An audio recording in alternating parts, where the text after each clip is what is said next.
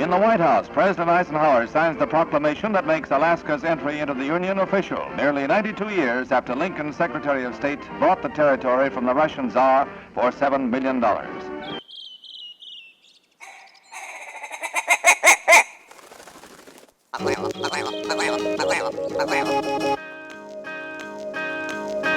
The Alaska Wild Project podcast is brought to you by the following sponsors. Barney Sports Chalet, supplying hunters with the best hand-selected gear since 1963. The exclusive home of frontier gear built for the rugged Alaskan terrain. Your one-stop shop for all your outdoor needs. Visit Barney's today at 906 West Northern Lights.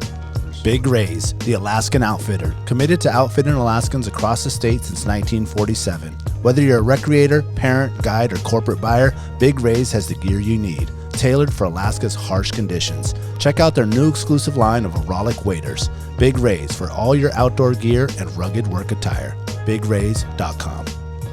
Tailored Restoration 24-hour emergency home services, helping Alaskans restore their dreams since 1972. Services include fire, water, mold, post-emergency cleaning, repair, and remodeling.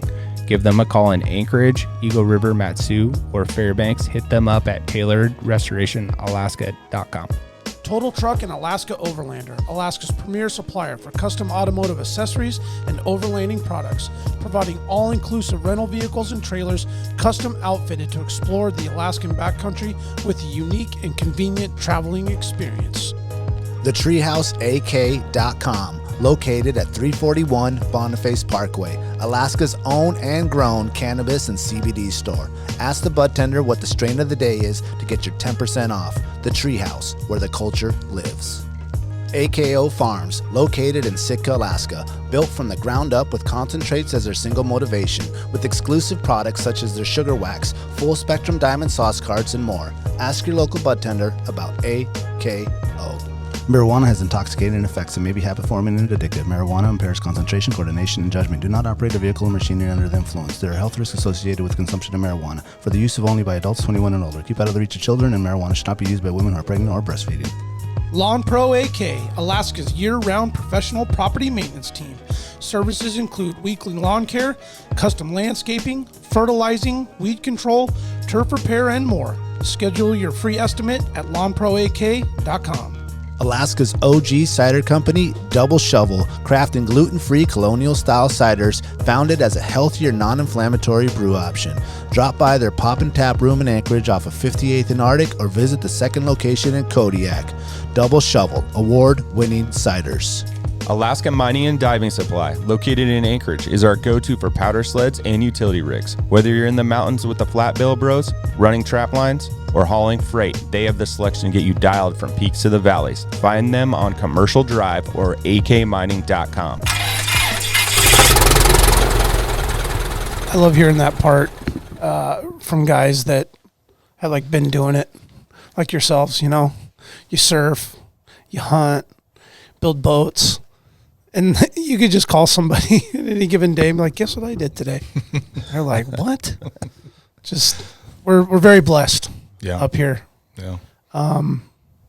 But did you guys? So you guys did not draw anything. No, struck out. Sure. Yeah. Does that immediately roll over into like a plan B? Is there like a moose hunt you do, or some other like caribou hunt that's an annual thing if you don't draw? It actually kind of frees my plans up now. Yeah. Yeah.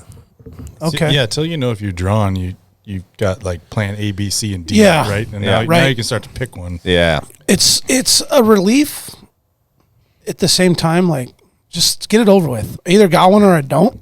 Now I can go, okay, all right, here's my spring black bear, do a sheep or a goat or something in the early fall, translate into moose season, then if you got a buddy who got a goat tag, Then you got to start in planning. October, You got to start working out. Or if you have a big nice time. boat, you go after deer. Yeah. Yeah, exactly. Yeah. Exactly, man. Real quick, I just wanted to, a couple notable things. Shout out again to everybody that was involved in our draw result party last night. We took took place at Double Shovel Cider Company.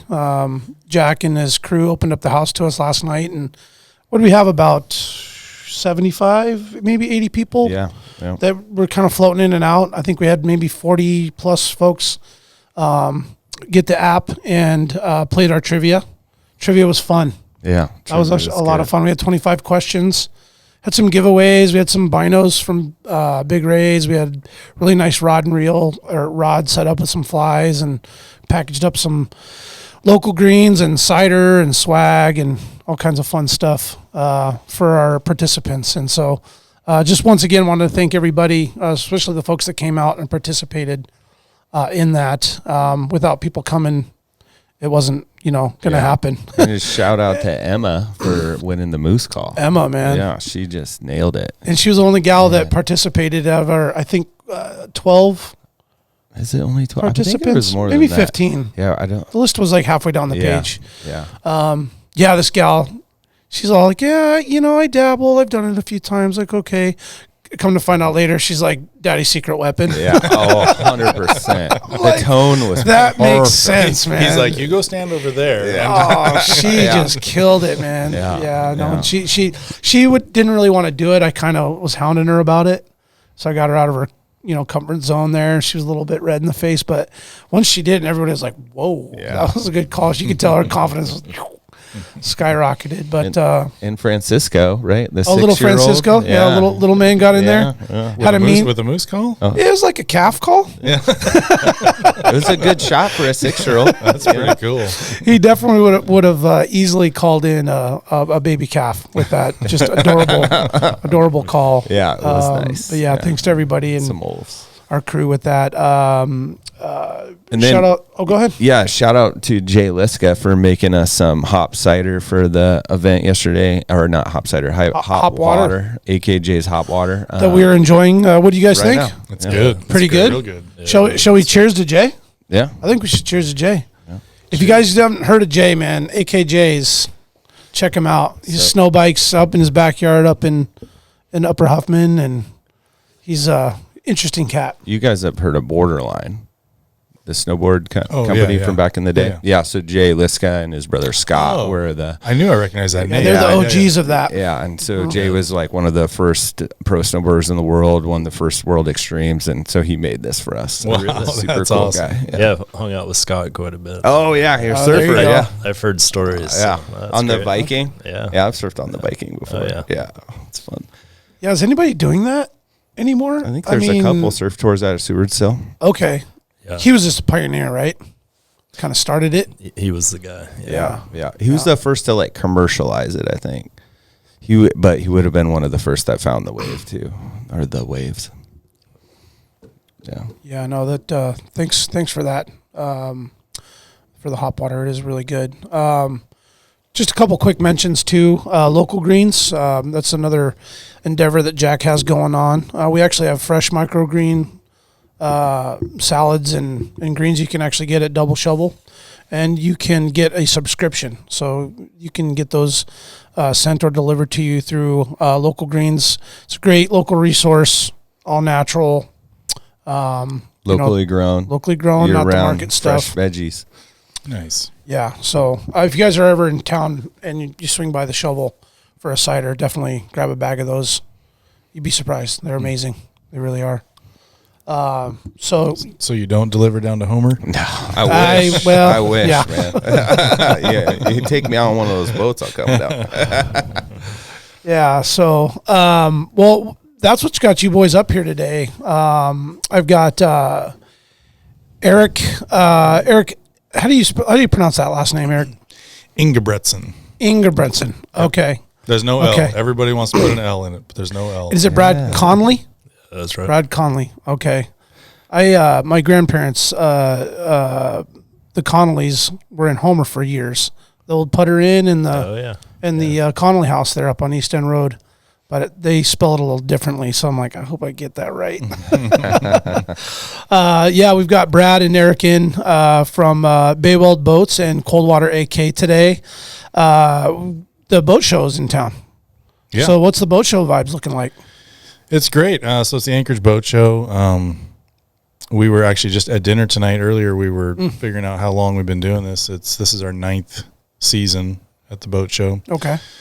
This particular Anchorage Boat Show. It's over at the Denina, and yeah, it's good. It's it's been kind of a few years of recovery since COVID. COVID kind of shut all this kind of stuff down, and really did, put a hurt on it. But last 2 years, I feel like it's come back. Yep, it's been building back up. Yeah, yep. And so yeah, I think it was pretty well attended today, and good conversations. It's always fun to just show people what we're doing down in Homer. Yeah, people are amazed. Yeah, that's one of our favorite things is people are like, I didn't know you were down there. Yeah. And that's like our favorite thing. That's the whole reason we come up here, just so that people know we're down there. Yeah. We're doing what we're doing. Yeah, just that presence, right? Yep.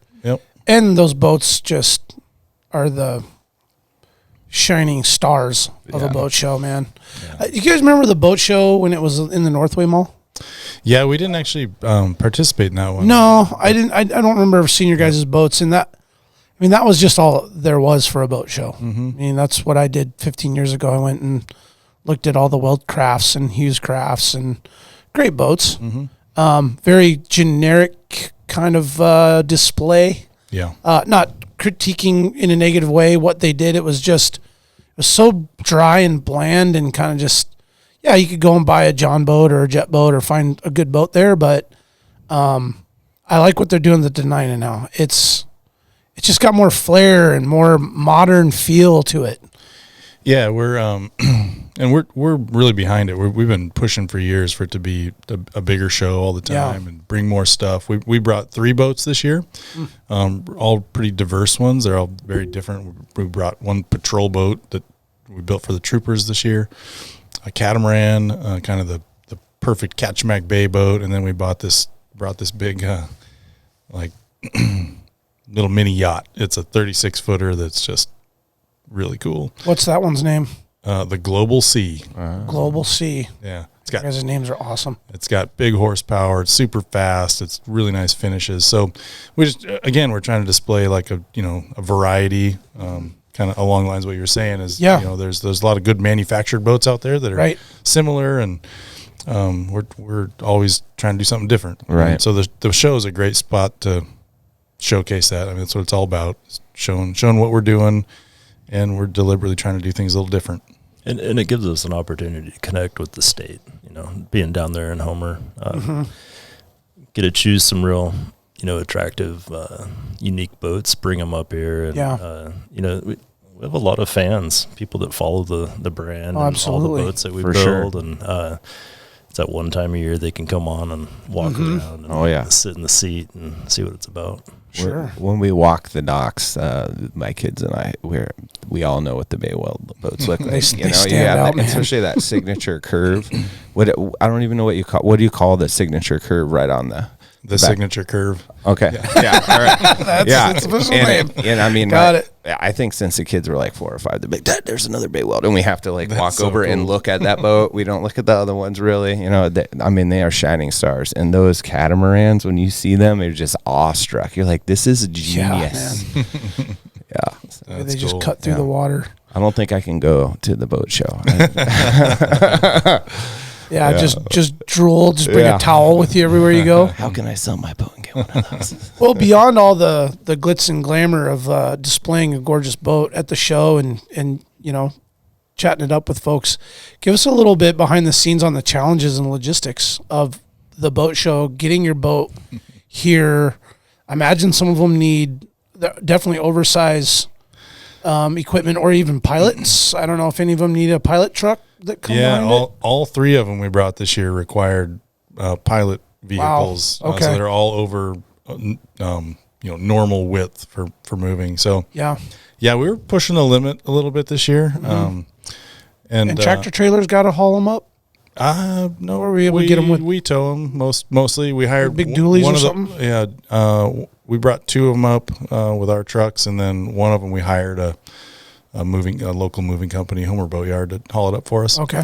Yeah. It was just the weight; it was just a little too heavy for us. And it's always dicey this time of year. So this actually was one of our probably best road condition years we've had in a long time. Oh, nice. I've made this trip a few times, like rain on ice coming over the pass. Oh, white knuckle. With a 20,000 pound boat pushing you down the hill, it's like not that much fun, but not ideal. We always make it. It's a logistical challenge. We always have good contingencies and a plan, and got to get them up here, got to get them washed, got to get them in the show in a certain time. Then you got to scrub them again, and it's a thing. Where do you even wash them at? Is there something set up in the street outside the Denina there? We've as the boats that we've brought have gotten bigger, we've outgrown the car washes each year, and so we were at Monster Wash last year over on, was that Diamond? Diamond, yeah, down the road, yep. Which was great. But we were like, Brad was on top of the boat, like pushing the door up so we could get it in there. It was tight. So this year, actually, hired Trailer Craft. They got a big truck wash bay that the boats would fit in. Oh, yeah. So you can pull right through. We hired them to wash them off. It was great. Nice. They did a great job. And you're partnering with another local business supporting you guys? Yep. Yeah, it was fantastic. Great. So we'd cycle them through. Actually, I towed a boat up on Wednesday, dropped it off with them. They washed it, brought 2 more up on Thursday, and just cycled them through while we moved them over to the Denina, and it worked great. It was actually a huge relief to us to have somebody else doing a little bit of the work instead of all ourselves. For sure, man. But yeah, it's a lot of logistics to get the boats safely from Homer here, cleaned in the show, ready to present to people like it's a brand new, shiny, clean product. Right. When it came down the road and it was a mud ball. Right. Oh, for sure. Well, and then the leadership group, I guess I'll call it that, if that's what it is, with Denina that coordinates the show itself. I mean, is there a lot of pre-planning and communication and correspondence that's going on, say 6 months in advance or even a year in advance? Or kind of when did you guys start gearing up for that? Yeah, we start chatting about it and kind of just securing our spot, like maybe in the fall, right after hunting season or something. We touch base, we check in. That's pretty early. But really the kind of the planning and laying it all out happens like a month or 2 before. So right after Christmas, we start really digging into the plan. So yeah, get through the holidays. And it's not just Bay Weld. All of our boats, the cushions are, the upholstery comes from down in Homer. I mean, the electronics, the nuts and bolts, everything. Sure. A lot of those businesses are coming up at the same time, and we all set up shop together. It's kind of a mutual support, kind of represent all the marine trades down in Homer and kind of what's entailed to make that happen, So. Yeah. That's right. yeah, I'll give a real good plug for that. Homer Marine Trades Association is a group we're part of down there, and we coordinate with them and cooperatively lease the space at the show. Okay. So that all our vendors, all the people that participate in Homer to help us build this boat, they're at the show with us. Yeah. So we're standing on the boat with one of our customers, and they're like having an electronic problem. We're like, well, there's the guy right there that can answer your question. Yeah. He's the guy that sold us the equipment. So it's a great thing that's going on there. Yeah, and everybody's part of it. Yeah. Yeah, that is incredible. Is that the only boat show you guys do? We also do the sportsman show. Okay. Great Alaska Sportsman Show. We always bring a boat and display in the parking lot there. Just one usually for that one? One, sometimes 2. Yeah, if you got the space or whatever. Usually it comes down to if we got the boats, because by then people are wanting to Very fair. go fishing. Yeah. We always bring customer boats. We Yeah. always have folks that are willing to let us show. But yeah, so 1 or 2 boats, the sportsman. We attend a couple of West Coast shows like the Seattle Boat Show, Pacific Marine Expo, but we don't take boats to those. Yeah. So, a little too far. Do you guys have any boats down in the States? A few, yeah. Yeah, we sent a boat to Kona this year. That was cool. Oh, yeah. We got a boat in Florida. We got one on the Great Lakes. We got one in Maine. I kind of lose track, but yeah, we got a handful. Not a lot, a little bit. but a few. Did it get shipped to Kona, or did someone take it? It got shipped. Yeah. All right. That'd be pretty ballsy. Be a lot of like fuel. adventure. Yeah. There's fuel on barges on the way or something. Yeah. That's cool. So you guys are 2 or 3 shows a year-ish, kind of where you're at. Yep. How do you feel that you stack when you go to that Seattle Boat Show? And there's all the big manufacturers kind of, that's really where it's at, right? Yeah, that's where all the big boys are. And for the West Coast, that's the show. Yeah. And I was just there. I spent a few days down at the Seattle show, and it's in full swing again. It's always impressive. They got a lot of stuff, a lot of boats. So the Alaska show, the Anchorage Boat Show, it's small, obviously, comparatively. I'd love to see it bigger. So we're behind it all the way to try to make this thing as big as it can be over the years, and because right now it's not really representing the whole state in terms of what's going on in the boat world. There's more that could be done, more that could happen, and we're here to help make that happen. Yeah, kind of be the engine or catalyst to that. Yeah, I mean, we love being having a lot of spotlight, which we do. We got a lot there for people to come see. Yeah. But really, we'd love the participation of everybody that's in the boat world. That's good for everybody. Come show what they're doing. We all learn from each other. We encourage each other. It's good stuff. So bigger the better. Yeah. So. And as for participants this year at the show, you got like AMDS and Dewey's. I mean, you got all the main guys. Actually isn't there? They're not? They Okay. are doing. I think they're hosting the start of the Iditarod this weekend. Okay. And they couldn't do both. I think that's what I heard anyway. So, Right. Okay, so is it mainly your guys' boats and then Raider Boats is there. Raider? Okay. What's their names? Cabela's? Or Bass Pro? Bass Pro, sorry, Bass Pro. They got some of their their stuff there. Thunderjet setups that they got. And they got a pontoon boat, which I want a pontoon boat so bad, but they look fun. Yeah. So they got. You probably know a guy could build you one. Yeah, I probably do. Every time I bring it up in staff meetings, though, I get a lot of eye rolls. They're like, he's not serious, is he? There's who else is there? North River's got a bunch of boats there. Okay. Who's the dealer for them? They're up in Palmer, right? Frontier. Oh, is that Fabrication? Frontier Fabrication? Yeah. That's right. Yep. Okay. Yep. They had some nice boats in there. A few boats. They had a couple in there, yeah, and they weren't there the last couple of years. That's the first year we had North Rivers in the show for a while, so it was good to see them there. Cool. So you get a little diversity in there. Because really, I mean, you can call it competition, but competition breeds excellence. And then, people need to know that there's other vendors and dealers in our state. I know you guys all really support each other in the end. Everybody's trying to sell boats. Yeah. Yeah. There's enough business for all of us. It's all about keep the money in the state, right? Whoever's getting it, keep it here. It keeps circulating. People own 3 to 5 boats in their lifetime. We're hoping to be one of those boats, Yeah. Probably the last. Two would be great. Probably the last We're not greedy. Or 2. Yeah. Okay. Well, yeah, for 1 or 2. One before the catamaran. Yeah. I say I got a buddy who's got a nice Kingfisher, and he says my forever boat would be a Bay Weld. That's right. I think we all. He's just like aspiring for that Bay Weld. We had a customer name a boat. We built him the last one. Oh, perfect. But then he sold it, and we built him another one. Oh. The last one too. That was the second to the last one. It's fun, right? Like, so boat ownership is about having a tool to go do what you want to do, experience Alaska in the way you want to experience it. But the other thing it is that we're marketing is it's fun to build them. Like, it's a super creative process. Yeah. And that's half of the enjoyment of people getting a Bay Weld is they get to create something they dreamed of. We get to bring it to life. Like, that whole process, it's routine for us that we get to the end of a build and people are like bummed out. Like, we gave them the boat and they're like, oh man, that's over. I gotta go use all this those updates and everything.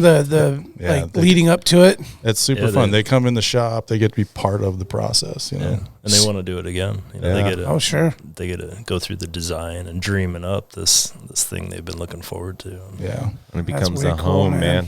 That's so cool. Gosh, man, that's that's that stuff that you don't see in a web page or marketing. That's that like real raw experience, part of what you guys are doing in your niche, part of this market, right? Yeah, the community connection. It's super important to us. Yeah. And we live it. We did a study recently. We 80% of the dollars that pass through the business stay in the state somehow. They circulate, and most of that's in Homer. That's awesome. Oh wow. That's through payroll and buying supplies and all this stuff. So that whole community thing it's pretty deep for us. Yeah. So. And it's worth touching on this because I've had this conversation several times, but call it $1 million boat. Everybody thinks that, man, Bay Weld's killing it. That's paychecks. You know, people are buying homes and groceries, and that money's going into the community. And for sure. Yeah, it's something we're really proud of, that what those boats represent. Yeah, and we're going to get a little into the some more of the details on that, because I am really excited about you guys' culture and what you guys have with your long-term employees. And I imagine with a lot of this as an artistic outlet for guys that are building boats and, you know, graphing those things up and then going to town on it. Before we get to that, let's go ahead and dive into some history. So I kind of had it written up, kind of go Eric and Brad, but after we got chatting when you guys first walked in, you guys are elementary school friends. So we can go just history together. So let's kind of go back to some of that, where you guys kind of came together and it started. Yeah, we go back a ways. It was, for us, it was actually high school, I think, when we first connected. Oh, it's high school. Okay. Yep. Trying to, you know, stay out of trouble and not get in too much trouble together. And Homer? Come on. But the good kind of trouble, you know. Sure. Out on sleds in the hills. Oh, yeah. Yeah. You know, yeah. I should say that differently. Trying not to die. Yeah. That's right. The coming of age. Yeah. If you die, your parents will find out you went and did it. Yeah, that's right. So yeah, we connected then, and then we were both through high school and after, we were commercial fishermen. I grew up in a fishing family. Brad was working for a fishing family, and we grew up in Prince William Sound, working and playing in the summers, you know, and on fishing boats. So we kind of lived and breathed boats at least a good part of our year. I grew up fishing since I was 5 years old on the boat with Dad, you know, and ended up running my own commercial boats. So yeah, we shared a lot in common, kind of our upbringing years. Yeah. So would you say that contributed a lot to where you're at today? I mean, you mentioned earlier that Dad started the business, family started the business. Yeah.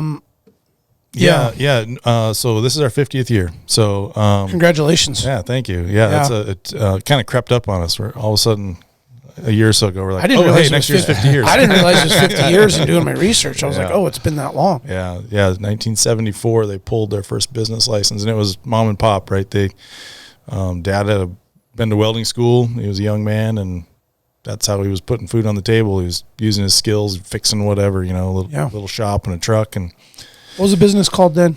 Bay Welding Services. Bay Welding Services. Yeah, so Bay Welding Services is the official kind of corporate name. Okay. We are branded as Bay Weld Boats. That's our kind of our trademark now. Right. That's what everybody knows us as, or shortened to Bay Weld. And there's this whole discussion right now going on about what we're going to market. But anyway, so folks started Bay Welding Services and spent quite a long time, you know, in the trenches, just grinding it out, you know, working hard. No employees. I think he hired his first employee in like 15 or 20 years into the business, you know. Oh, wow. Maybe 15 years. He was still fishing at the time, so it grew slow. But still, 50 years is 50 years, you know. Oh, my God. Yeah, man. And it takes a long ways, you know, between then and now. Not just building boats. I mean, Dad was doing a lot of hard work down in the harbor, working on steel crabbers. Oh, man. Sure. Stuff before the boats came.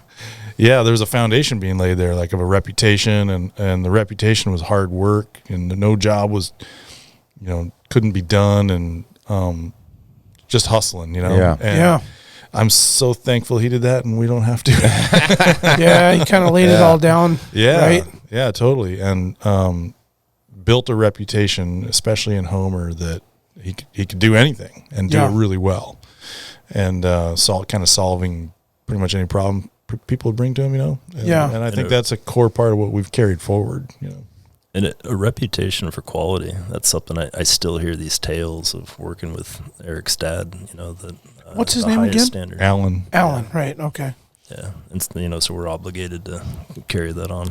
You are. That's right, man. You gotta live up to the legacy. But what a great obligation to have to carry, right? Yeah. Like, I mean, I wasn't with wired pride. quite as like driven for that quality as my dad was, but because it's there, I have to, right? It pushes me up there, and it's great.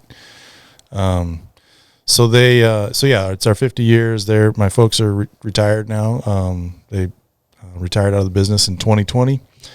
And They living down there still? yeah, oh yeah. We kind of keep asking if they're going to go somewhere else. Yeah. Nope. They love it there. They're actually, my folks live on my grandparents' my grandpa's homestead. Oh, really? Like they came up and claimed in the 50s. Yeah. So they're on the original land and built a new home. And Pretty tough to leave that. yeah, and when you see it, it's real tough to leave. It's a beautiful place. Yeah. Imagine it's got a nice view. They're actually out in the Anchor River bottom. My grandfather claimed Like Happy Valley area? like halfway between Homer and Anchor Point. Okay. The North Fork River. It's where the North Fork and the Twitter Creek meet, and it's like, so it's a cool story. My grandfather, he came up here from California when my dad was like, I don't know, 2 or something, and he kind of posted the family up in Anchorage, and he knew he wanted to be down on the South Peninsula, but he didn't know where. And he came up here because of the Homestead Act. He was going for the property. He was in the Carpenters Union. He had a buddy that had a plane, so they jumped in the plane. They flew down the peninsula, and they flew over this one spot where the North Fork and the Twitter Creek merge, and it's in this valley of cottonwoods, and it's just gorgeous. Yeah. And he's like, hey, do a lap. And so they did a circle, and he's like, that's the spot. That's going to be right it. there. Yeah. Little did he know how hard it was to get there. Yeah, right? sure. They were 4 or 5 miles off the road system, and Punch a road in there. Punch a road, the whole deal. But they did it and lived it. Lived that homestead lifestyle, and then my parents and actually my aunt and uncle both live on that original piece of property. So it's cool. That's so Perfect. rad. And now Just your adds kids to the get to go story. out there. Yeah. My kids hang there, go fishing on the river with Grandpa, and it's good stuff. Yeah, you guys are like really rooted in there, in that Homer, Yeah. that peninsula life. Yeah. So that's what 70 years of history there. Yeah. So that's perfect. It just adds to what this really cool story is. So when your dad's making this awesome reputation down there, and then how's it progress forward?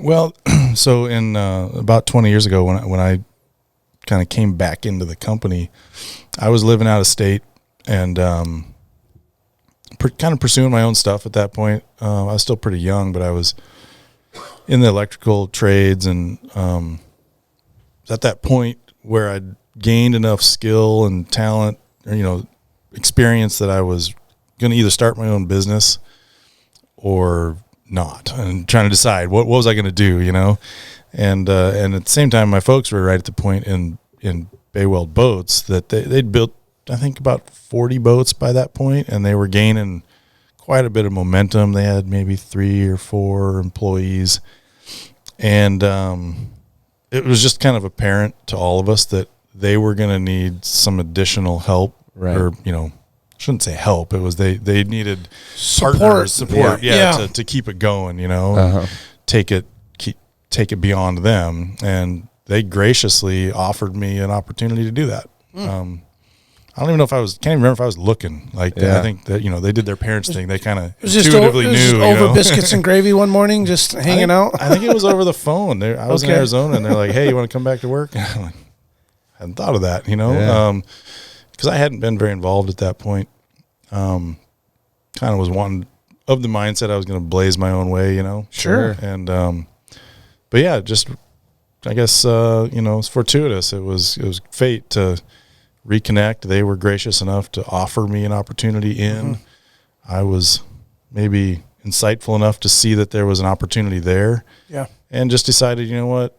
They've built this foundation. That's like a 10-year head start for me over starting my own business right now. Maybe 20-year head start. Yeah. Jump into something that's established. Yep. And I know family business can be tough, but I'm going to give this a go. So jumped on in. And since then, there was a great dynamic of 3 personalities creating some balance in a business, right? My mom, my dad, and I are all very different, obviously, and we all realized we brought something different to the table. I was pretty willing to be a little risky. I was younger. I was pushing hard. I wanted to try things in the business. they were of the mindset that we should be pretty responsible and careful. And Sure. But it balances. Parents tend to be conservative. They tend to do that, yeah. So it balanced itself out, and it just, one step after another, it started to build a lot of momentum. And then along the way, there was other people that started to interact with it. Brad being one of them, a number of other people that became the core group of the growth. And again, it kind of points to diversity. Everybody brought their piece to the table, and it started to take shape. So, man, that's amazing. So you get back, you jump in the business, you're in there 4 or 5 years, and then Brad, you get a call from Eric, or were you kind of? How did that happen? Yeah. What happened? It was a little bit of a side hustle, to be honest. Okay. Yeah, so we were fishing in the same area for a while, and I moved, ended up offshore working on real big ships and vessels. And, okay. While I was offshore, started doing some boat design on the side. I think out snow machining one time. Eric was like, "Hey, I've got a project. I need you to help me draw some stuff up." Okay. Started off real simple, just 24, 26 foot skiffs, and yeah. And I think within a year or two, we were up in 50-foot vessels. But oh wow, yeah, and honestly, right about that same time, I started a family, and being gone, 6-8 months of the year was pretty tough. And yeah, at some point we had a conversation, and Eric offered full time back there in Homer, and hard to turn it down. So. Absolutely, definitely, that's great, man. And so I guess it just kind of happened in fate, like just timing, like is that everything, right? Well, looking back, it seems that way, but when you're in the middle of it, you're like striving for good decisions, right? Sure. You're like, what do we need to do right now to grow and to maintain and to sustain what we're doing and create opportunities? But you never really know if they're the right choices. But then looking back, you're like, oh man, that was brilliant. Yeah. Of course, Brad and I should do something together. It works so well. But you don't know that when you're moving into it, But and before that, I was just like snow machine trips in the truck, talking, just homie stuff. Yeah. Just buddies. Yeah. Yeah, and I mean the mutual appreciation for Alaska and Homer. Not the easiest place to build boats, right? At the end of the road, and we want to live there. I want to raise families there, and this mutual appreciation for really trying to make something work and do it right. Yeah, that's a good point. It was Homer that really kind of kept us rooted in trying to make those choices. We wanted to live in Homer and create, but we both wanted a good business opportunity. Yeah. And small market, that's not always easy. No, it's definitely not. And but yeah, it was trying to carve that out in the context of Homer is what the goal was, challenge was. Mm-hmm. And you successfully achieved that, clearly. Achieving in the process of achieving. Yes, working on that. So Bay Weld Boats goes full time into boats. There's the welding shop, and is that it now? Is it? No, we still have a very we call it our custom fab shop. That has that element of the original welding shop where it's kind of just repair anything that walks in the door, build whatever. That's about 10% of our revenue still. Okay. And about 10% of our workforce and everything. So, and then on top of that, we've developed like a service department that takes care of the boats once they're built for the lifetime of them. Just like the service department over Ford, after you buy it, you go in, you interact with the service department. So we've developed that as well. And this is whole trailers, motors, everything? The whole works. Yep. Mechanics, the whole nine. Yep. Yeah. I mean, obviously there's limitations. So like we get digging into a motor that has a warranty issue, that's going to the dealer. Okay. Yeah. Yamaha or whoever's taking care of that. We're facilitating that. We're handling it for the customer. Right. Okay. Yep. Well, and with that growth, obviously building teams, front office, admin, secretaries, sales. Now you got your back shop guys, foreman's employee number. What do you guys have? We're at 50, the big 50. Oh, yeah. We're right there. 50 on 50? Yeah. All right. That's awesome. I hadn't thought of that. That's pretty good. The 50 on 50 crew, man. Yeah. Well, 50 people's a lot of people to manage. It's a lot of personalities. That's a lot of families, their dynamics. In the end of the day, we can all agree here that a business and a successful one, it's all about the people that are behind it, right? Absolutely. And 50 people's a lot. And clearly you're doing something right? Like I was watching a video earlier, and it was like 2-year-old welders. One was like, I think I've been around for 26 years, and one said 19 or something like that. And I thought it right away. I'm like, okay, there's a business doing something right when you have retention like that. Yeah. And so I imagine you guys have a culture where people want to work there. They want to be there, Yeah, and there's a lot of layers to that, but really it's that we care. It matters to us that they're well taken care of, that that there's space for life to happen, even though 40 hours a week, I want it to be the most important thing in their life, but that's just not the reality. There's other things going on, and so we leave space for that while pushing for hard work and dedication. And so I think it's just kind of a mutually respectful place, and that goes a long ways. So. Well, one thing that I think goes understated a lot about employees is they're Alaskan employees. These aren't just regular employees. These are Alaskan employees that like to fish, hunt, ski, vacation, because we all want to get the hell out of here in the wintertime and vacation. So, clearly you got to have a good balance where you got folks covering for other folks so they can get out and enjoy their lives, right? Oh, yeah. That part's really important. September 1st rolls around. Oh, it's crickets around the shop. It's pretty tough. You get all those orders filled and done. We have staff meetings about staggering our hunt trips so that there's somebody in the office. That's kind of what I was getting at. I was like, what is your routine? Because there's a lot of businesses that have a similar challenge. Yeah. And you guys have deadlines and things to meet. Luckily, by the time we hit fall, everybody's kind of switched gears from their boats, and if they, we can kind of put them on the shelf for a minute. So it plays pretty well. One thing we do that's really kind of part of the culture is we shift to 410s in the summertime. So July, August, and September, we go to a 410 so that everybody has a planned 3-day weekend. Okay. Because 2 days on a weekend, it's not enough to get in the truck, go somewhere, set up a tent, catch a fish, and get back, right? You need 3. And so... Or it's very stressful to try and squeeze it all in. Yeah. So we structure the summer months to play a little bit more outside. And then back in the winter, we go back to 5 days a week, because in the winter, it's nice to be in the shop where it's bright. It's hard to be outside when it's dark all the time. So, and it's not by design. We're pretty lucky that the Alaska season demand, for boating, everybody wants to go out in the summer. So a lot of our boats, the construction happens in the winter, deliver in the spring, and then everybody plays in the summer. Well, fall when hunting season rolls around, we can get away with going out and having some fun before we dig back into it.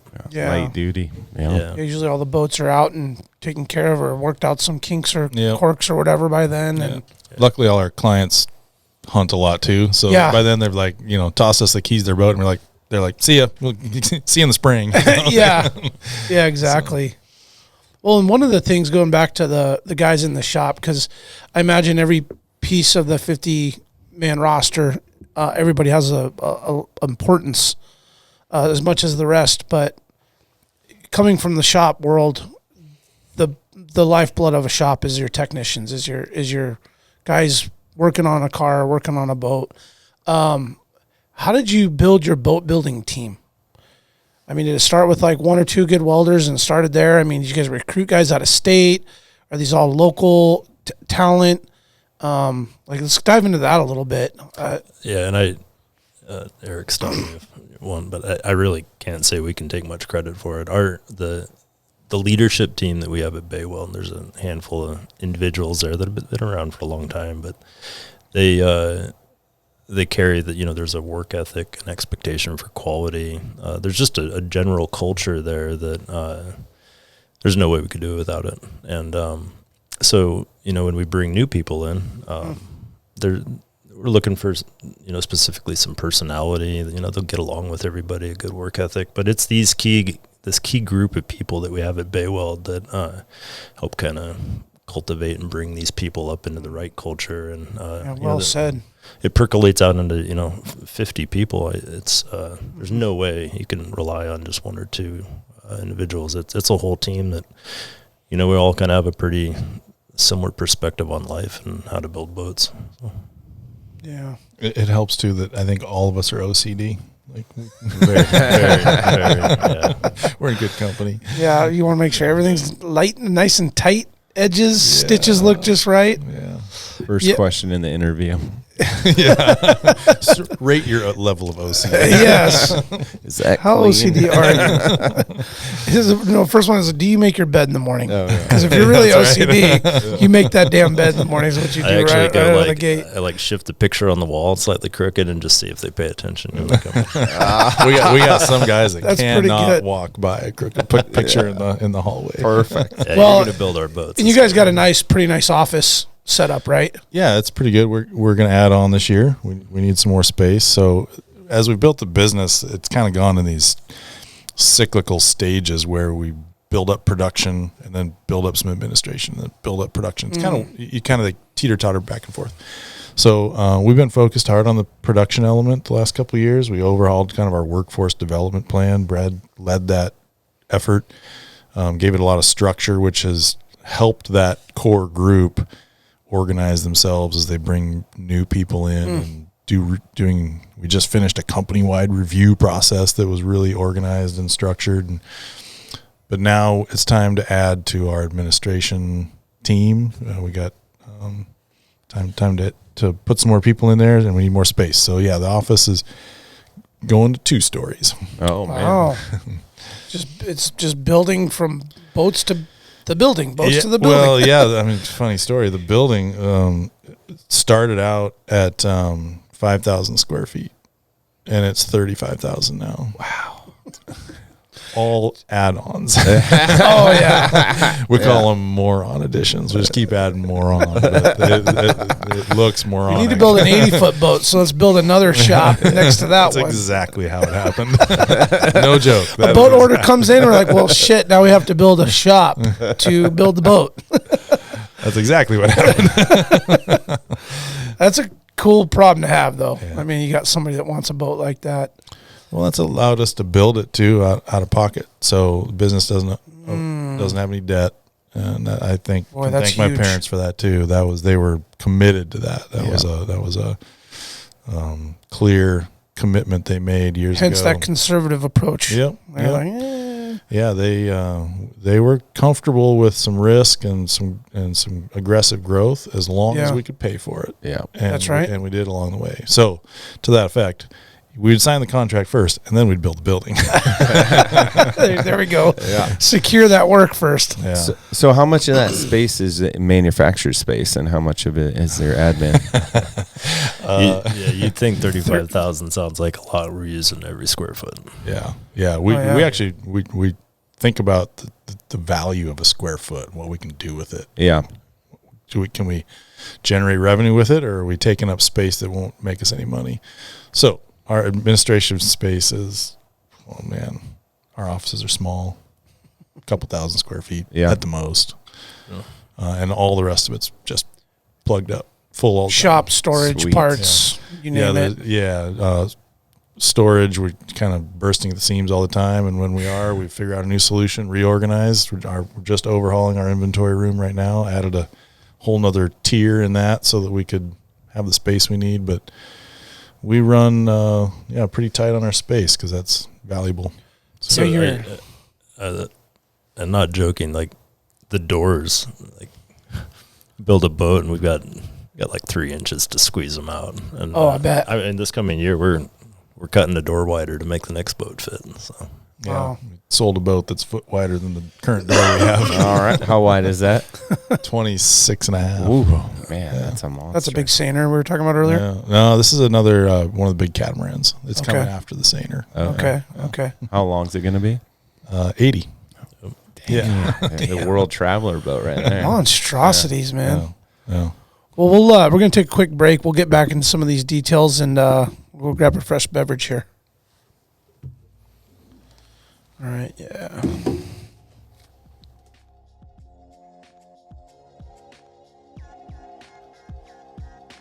Barney's Sports Chalet, supplying hunters and outdoor enthusiasts with the highest quality gear and equipment since they opened their doors in 1963.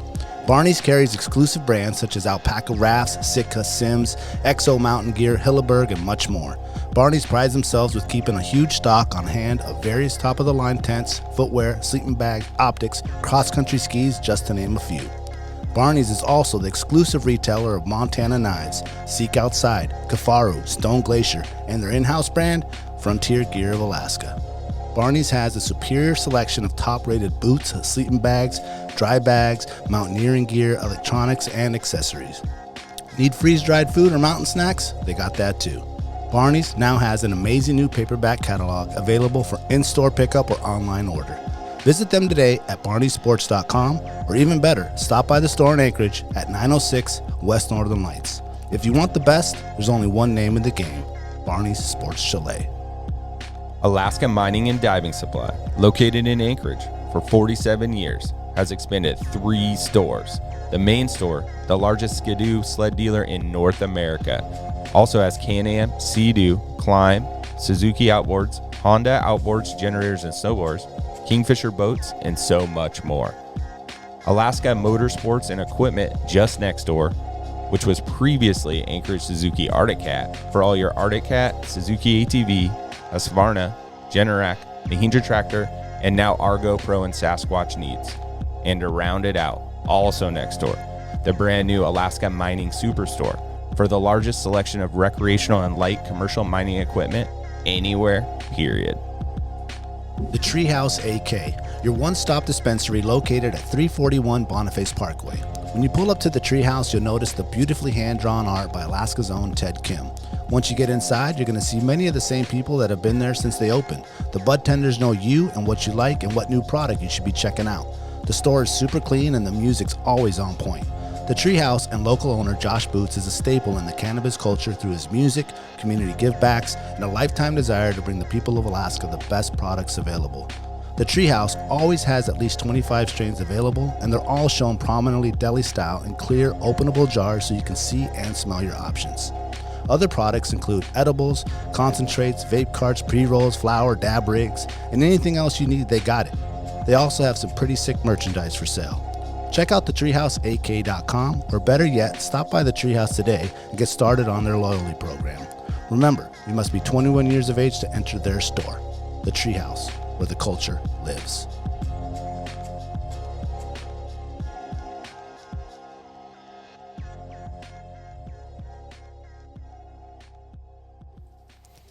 All right, we're back. Yeah, I love that idea of in your manufactured space, like everything's being used all the time. That I feel like when you're manufacturing, a little bit of experience in this, to do that, it's very hard because there's like this constant shuffle, and you don't want to like touch things twice, but sometimes you have to restack a whole room to make it work. Yeah. But then you're utilizing all your space. So my dad brought a lot of really positive things to the business, but one kind of negative thing he brought was the homesteader mentality. Oh yeah, keep everything. You might need that someday. Yeah, totally. And so I've spent the last 15 years throwing stuff away when he wasn't looking, because I have a strong feeling that if you've touched something or moved it 3 times, you don't need it. Yeah, it's not worth having. Man, so true. And so get that thing out of the space and make room for something that you're going to use. Mm-hmm. Right. So that's really tough to, when you're talking about the family mix and dynamic of like the drive's all there, but yeah, you don't want to look at those barrels back there. They've been back there for 5 years. Like those need to go. It's been tough though. Cause like I grew up in that, like I get it. And I got a bit of that hardwired into me. Like, sure, I can figure out how to use that and make something useful out of it someday. I can fix a problem with that thing. I'll put it over here. I'll remember where that's at. Yeah, never gonna. Yeah, you forget. Lose it. Someone else moves it. Yep, and then it's not valuable anymore. Yeah, but it's kind of hard to let go of those things. I feel you, man. So on that same line of thinking, like, is your whole shop set up like a production assembly line to utilize all your space so you don't move things twice? We do that in areas where it makes sense. And so we have kind of a methodology about that. And we think the same way about technology. We use use our space and our technological advancements in ways that make us more productive, not just to do them because we think we should or something, you know? So we have a bit of a kind of an assembly line approach in one of our shops, like where the rec boats go through, the recreational stuff. So that's probably our closest thing to an assembly line. They start at one end of that space as just aluminum sheets, and they leave the other end of that shop as a finished boat. Okay. And they go through like 3 stages on the way. That's the closest we've gotten. And we built carts so we can move them from one stage to the next. Yeah. The boat ain't moving. Yeah, but it's it's a very creative space overall. And it adapts, like depending on what boats we sell, we might change their space use a little bit just for that boat. So very adaptive. Yeah, and if you're building, say, 2 vessels at the same time, is it like you're doing the stages at the same time? Like, okay, we're doing electronics, and now we're doing interior. Is it? It's more of a leapfrog approach. Right? Okay. Yeah, we'll do this stage over here. That they kind of bounce beyond each other and then catch back up. There's definitely some efficiency in the concept of doing things at the same time. It just doesn't ever seem to work that way for us. It's usually the second boat is where you benefit, because this isn't a production run. As we're building the boat, we're figuring and planning stuff out. So that first boat, it's handcrafted. Mm-hmm. First boat, figure it out, get it all set up, and then we'll repeat in the second one following behind. Like, we could do this a lot more efficient, or we can do this a little bit What we try to focus on is what decisions are we making that we don't have to make again. Not necessarily what action are we taking that we don't have to take again, because our action tends to be a little different on each boat because it's unique to that customer and what they've chosen. Yeah, and the design plot. Yep. But mixed into that, there's consistency of decision making. Like we're going to wire this thing the same way every time that we do it, but we might do it in a different order of events based on the context of the whole boat, right? So we think about our primary efficiency is in not having to rethink and redecide things. And there's a domino effect. You got guys that are waiting on decisions. That's really a big choke point in our process. Sure. So, the faster you can move through and stay ahead of people, the better the product is and the time use. Yeah, because in the end, they got tools and welders and resources in their hands. They're ready to go. They're waiting. Just give us the next order. That's right. Yeah. Yep. And that's probably a huge challenge and a piece of a unique talent for your foreman, right? Because a foreman has to orchestrate flow in a shop, and I'm sure you got guys waiting for an answer yesterday. Yep. And he's got to work with leadership and it goes all the way back to the interaction with the customer. You got to make sure that the decisions you're making are consistent with what the customer wants and what the budget is, and then if it's not, you got to go find new parts and pieces and pitch the whole thing to the customer. Like, it's a whole thing, Yeah. So do those decisions that you don't have to remake, are they ending up in like a procedure? How's everyone know? Hey, we had that conversation at dinner tonight. Do you have SOPs? We have the book of knowledge. Oh, nice. There we go.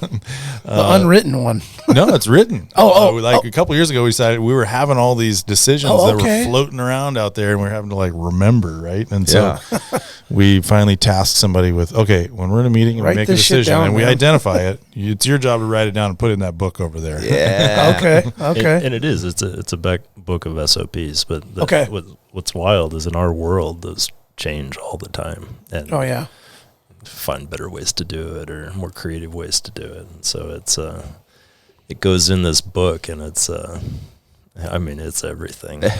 We were beating up a couple of our managers tonight at dinner about not referring to the book of knowledge.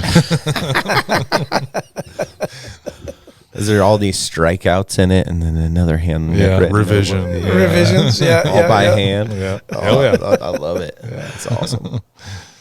So you had mentioned earlier, we were talking about 95 was the first boat ever built? I think it was 94, actually. 94. Yeah. So 30 years ago, right at 30 years. Okay. And the SOPs weren't around. They weren't around then. They were on the napkin boats. Yeah. What do you call those ones? Yeah, and the napkin boats. Yeah, no, we were just talking about, we have paper files on every boat we've ever built. We have a paper file organized, I'd say, pretty well in the office. And got to build another shop just to store all the archives. files. Yeah, it's fun to go back in our early boats when it was it was my dad's deal back then. He was contracting them and dealing with the customers, and like the contracts were like half a page, 7 details. And the boats We're going to build a boat. You sign here to agree to building boat. Okay, that works. Pretty much. And come in about every other day and like, no, let's change this and do that. And it's pretty much a true story. But the boats are also super simple. They've gained a tremendous amount of complexity over time. It's customer driven. It's it's the evolution of life in general. Look at automobiles now compared to what they were 30 years ago. Right. yeah, very true. It's a huge progression of technology integration into everything. We're no different. And so that creates the need for SOPs, right? Yeah, totally. But it also was a really short line between decision making and action back in then. It was like, 2 people involved in that. And now there's like 20 in everything, Sure. So, Well, and I imagine when miscalculations or missteps are made, it can get expensive. Yeah. So it's a bigger margin for error now. So you might as well measure that 15 times and cut once. That's right. It's like, you don't want to step on your, too much and cost too much money. Yep. The process. And the chance for that is very high. Yeah. Yeah. But you guys, you're cruising sync for the most part. I mean, I'm sure you have your moments, but like, hold on, but let's make sure this is right before we move forward, right? Yeah, I feel like there's a majority of the time that's the case. They know when to stop, when to say, okay, we need more information right here. Okay. And I think the bottleneck actually these days is us getting them the information. Yeah. So yeah. And the price is much different than it was, 10 years ago even.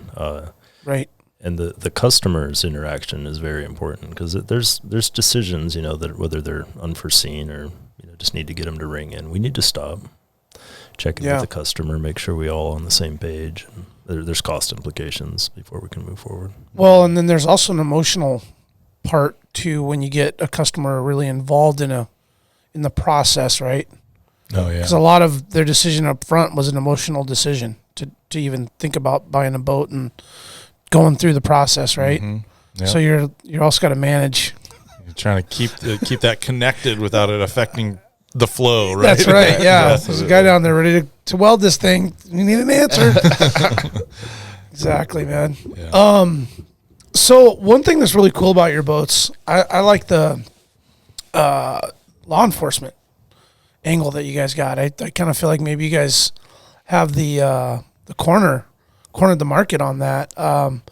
You guys built the first ever state trooper boat in Alaska. Is that correct? Well, not the very first boat that the troopers had, but I think we built the first boat they'd had built in state. That was, I guess, okay. I probably didn't ask it that great, but that's what I meant. Yeah. Yep, 22 years ago, I think, was the first one, or 21 years ago. 2003? 2003 was the first? I think so, yeah. Okay. Yep. So that's 21 years ago. And I've seen quite a few of the trooper and federal wildlife boats. Mm-hmm. You guys build those too. Is that kind of a common design, like that initial 2003 boat? Would you say a lot of them were kind of built off that? It's our recreational boat, kind of platform. Adapted for,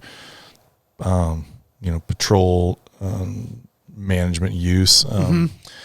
That's no different than anything we do, though. We have very common threads in our hull designs, and some of the we try to make a recognizable look and then adapt it to its use, and that's common through every market sector.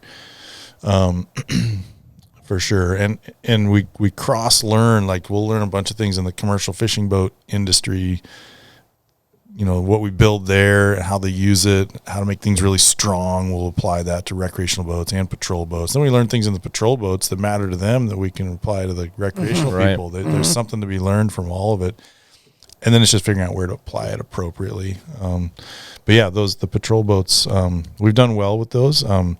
It's a smart choice on the state's part to build local. Yeah. And it matters to them, and we know it matters, and we treat them like any other customer. I think a lot of times there's a misconception in government contracting that we run the price, or vendors run the price up, right? Margins are the same, identically the same for the state of Alaska as they are for recreational. Yeah, they're just the customer signing the check. And in a lot of ways, they're a preferred customer. They know what they want. They put it on paper. Yeah. And they come pick the boat up when it's done. Right. They're a great customer. So we've done well building for them. We've been working with them through a number of different administrations. Yeah. We have to be competitive. It's a competitive bid process. Oh, it is? Absolutely. Yeah. Okay. Yep. We have to win those. Yep. Okay. We do on an annual basis? every bid. Okay. Every bid. Just every time they want a new vessel. Yep. They put that out on the public marketplace, and we got to be competitive. We get an advantage over West Coast competitors. Yeah. Excuse me. The state of Alaska gives preference to Alaska bidders, not Bay Weld. They give preference to all Alaska bidders. But yeah, no, it's a great relationship. And then it's been similar with some of the federal boats we've done for the Forest Service. Yeah. Same competitive process. In that case, we're bidding against the entire country. We get a little preference there, not because, we get preference there because we're here and we don't have to ship the boat here. Like right. There's just a natural advantage there. Sure. And all those agencies, when we are successful winning to build their boats, they're happy because then they have local support, which really matters to the end users. Like they care a lot about that. They just aren't always in the position to influence it completely, right? Right. But when we win, they're really happy. And Sure. we have a great relationship with all those agencies. So. And the Alaskans that walk by and see that the Trooper's boat or whatever was built here in Alaska, we're proud that the Alaskan government's making a good decision that we have quality manufacturer that can do that here. I mean, it goes further than just, Bay Weld and the government. It's all of us feel proud. Everybody's proud of it. Yeah, for sure. Yeah, you nailed it. Every time you come into Whittier and there is a fish and wildlife boat, and not the Trooper boat, it's the fish and wildlife boat that's there. One too, There's the Trooper one there. There is like a sense of pride right there. Like they used an Alaskan to build, what is a resource for Alaska. Yep. And covering our rear ends, man. No, it's really cool. And so 2003, you guys built one. How many boats have you built for law enforcement over the years? I think at least a dozen. Okay. Yeah. And we got another one on the books right now for next year. So and this is all over the state as well? We've got boats for them from southeast to, I don't think we have one in Dutch, but Kodiak, Bristol Bay. We got a Department of Fish and Game has a couple of our boats too. We got one up in Nome. We got them all over the place. Yeah, that's incredible, man. They probably love when you guys win that bid and they know what they're getting. They do. It's and their operators, they're as proud to drive a Bay Weld as your common recreational user. It's a thing, It's cool to get to drive those boats. And there's a relationship too. We're all Alaskans up here. Yeah. And it's huge. The boat rolls off our floor and give them the keys. We're dealing with them for years to come. There's upgrades and changes, and it's a lot to be said when we're just right down the road to help them out. Right. Yeah, exactly. And in regard to like the design and manufacturing process, so Brad, where do you come in line? Like, you probably have a rep that's going to sell a to a customer, right? Or is it? You're looking at him. Okay, your sales. Yeah. Okay. Yeah, no, I mean, it's a group effort for sure. Yeah. But I handle all the sales. So you take that initial call and filter all the emails. Sure. a good screening process in our office for phone calls because I can't answer the phone very often. But, Right. But yeah, no, the sales is coming. It's all direct through our office. Yeah, there's no dealer structure. No, it's all right to us. So you kind of work with the customer, and now you're at the point where, okay, we're serious now. Mm-hmm. This guy wants, or gal or entity wants a boat. Mm-hmm. Brad, when you kind of get into the mix on that, is that just when it start pen to paper? It's usually pretty early on. Okay. And the core of it is that it's a fully custom product, and that's why people are coming to us and knocking on our door. So the interaction of kind of figuring out what they want very quickly translated into some sort of design to get this on paper so that there's something to start a conversation about. Yeah, what's the recreational activity first? Okay, we got, state trooper, this is what we're doing, or oil spill response. Yeah, where are you going? Transport. What you doing with the boat? Yeah. Let's start with what is your purpose? Yeah, how are you going to use it? Yep. What features? What do you like? So. Okay. And you guys pretty much are in tandem in that process, and then now we got drawings, material, motors, everything gets figured out. Now it goes to the floor, and is that kind of like now passed on to the foreman? Yeah, so that's our contracting process. So Brad and I are really fluid, and the design and contracting are closely connected. So we got to put a picture together that represents the words that are reflected in the dollars. There's a lot going on there. And we recently brought on an engineer too, naval architect. So we got in-house legit engineering. That's awesome. Presence now. Wow. We have a draftsman. So we've been building this design team under Brad's leadership. Okay. So they have to be careful. They pick and choose how far to go to just create an image, because the image is what sells, right? It's like somebody can identify hey, that's the boat I was after. Yeah. Way better than they can when I write a bunch of words on a piece of paper and give it to them. Like, hey, here's your boat. Yeah. Or the napkin picture. Yeah. So there's definitely a strong relationship there. We do all that, and then it goes out. We get the commitment from the customer, get their money, and then it goes to production. Sure. Yeah. And I hope this is not an out-of-line question. What's like a deposit? Is there a percentage of the boat? You kind of, I guess, budget for what the boat's going to go for or cost to build, and then there's like a percentage down or something. Yep, that's pretty standard for us. At least it's always kind of a standard starting point. Yeah. There's other circumstances at play, but it's usually 35% down when they commit to their boat, and it's a firm fixed price contract at that point. Okay. Price doesn't move. They're going to pay that price for that boat. You honor that bid. Unless they change something. Okay. Yep. And then... Oh, sorry, guys. No worries. Yeah. But this thing keeps disconnecting on me, so there we go. And then it's progress payments after that. Just money follows our production at that point. So if we're not getting the boat done, we don't get paid. Right. Yeah. There's an important piece in there, though, I'd like to say, is that when people do business with us, their money builds their boat. And that's not the case of a lot of boat builders in the archives of history. It's kind of that whole can become that rob Peter to pay Paul approach. Yeah, it's been a lot of people's experience, and that's not how we do business. We are real careful about that. It means a lot to us. Yeah, it's almost a partnership, and it's a really good relationship too. People understand. Yeah, I was just about to say it's like a partnership from that initial conversation. Yeah. When you've anchored their trust in what you can provide them for their need. Yep. Now it's like a handshake that just is now a relationship building as the boat's built, right? Yeah, when they get a deposit, you can tell them, all right, well, we just went and bought all the aluminum, and and then they can walk in the shop floor, they see it show up, and it's great, and that relationship, it starts right from the beginning. Yeah. That's incredible, man. It's cool that you guys have the ability from day one to connect with the customer that ordered a boat, maybe versus a massive or larger corporate manufacturer style.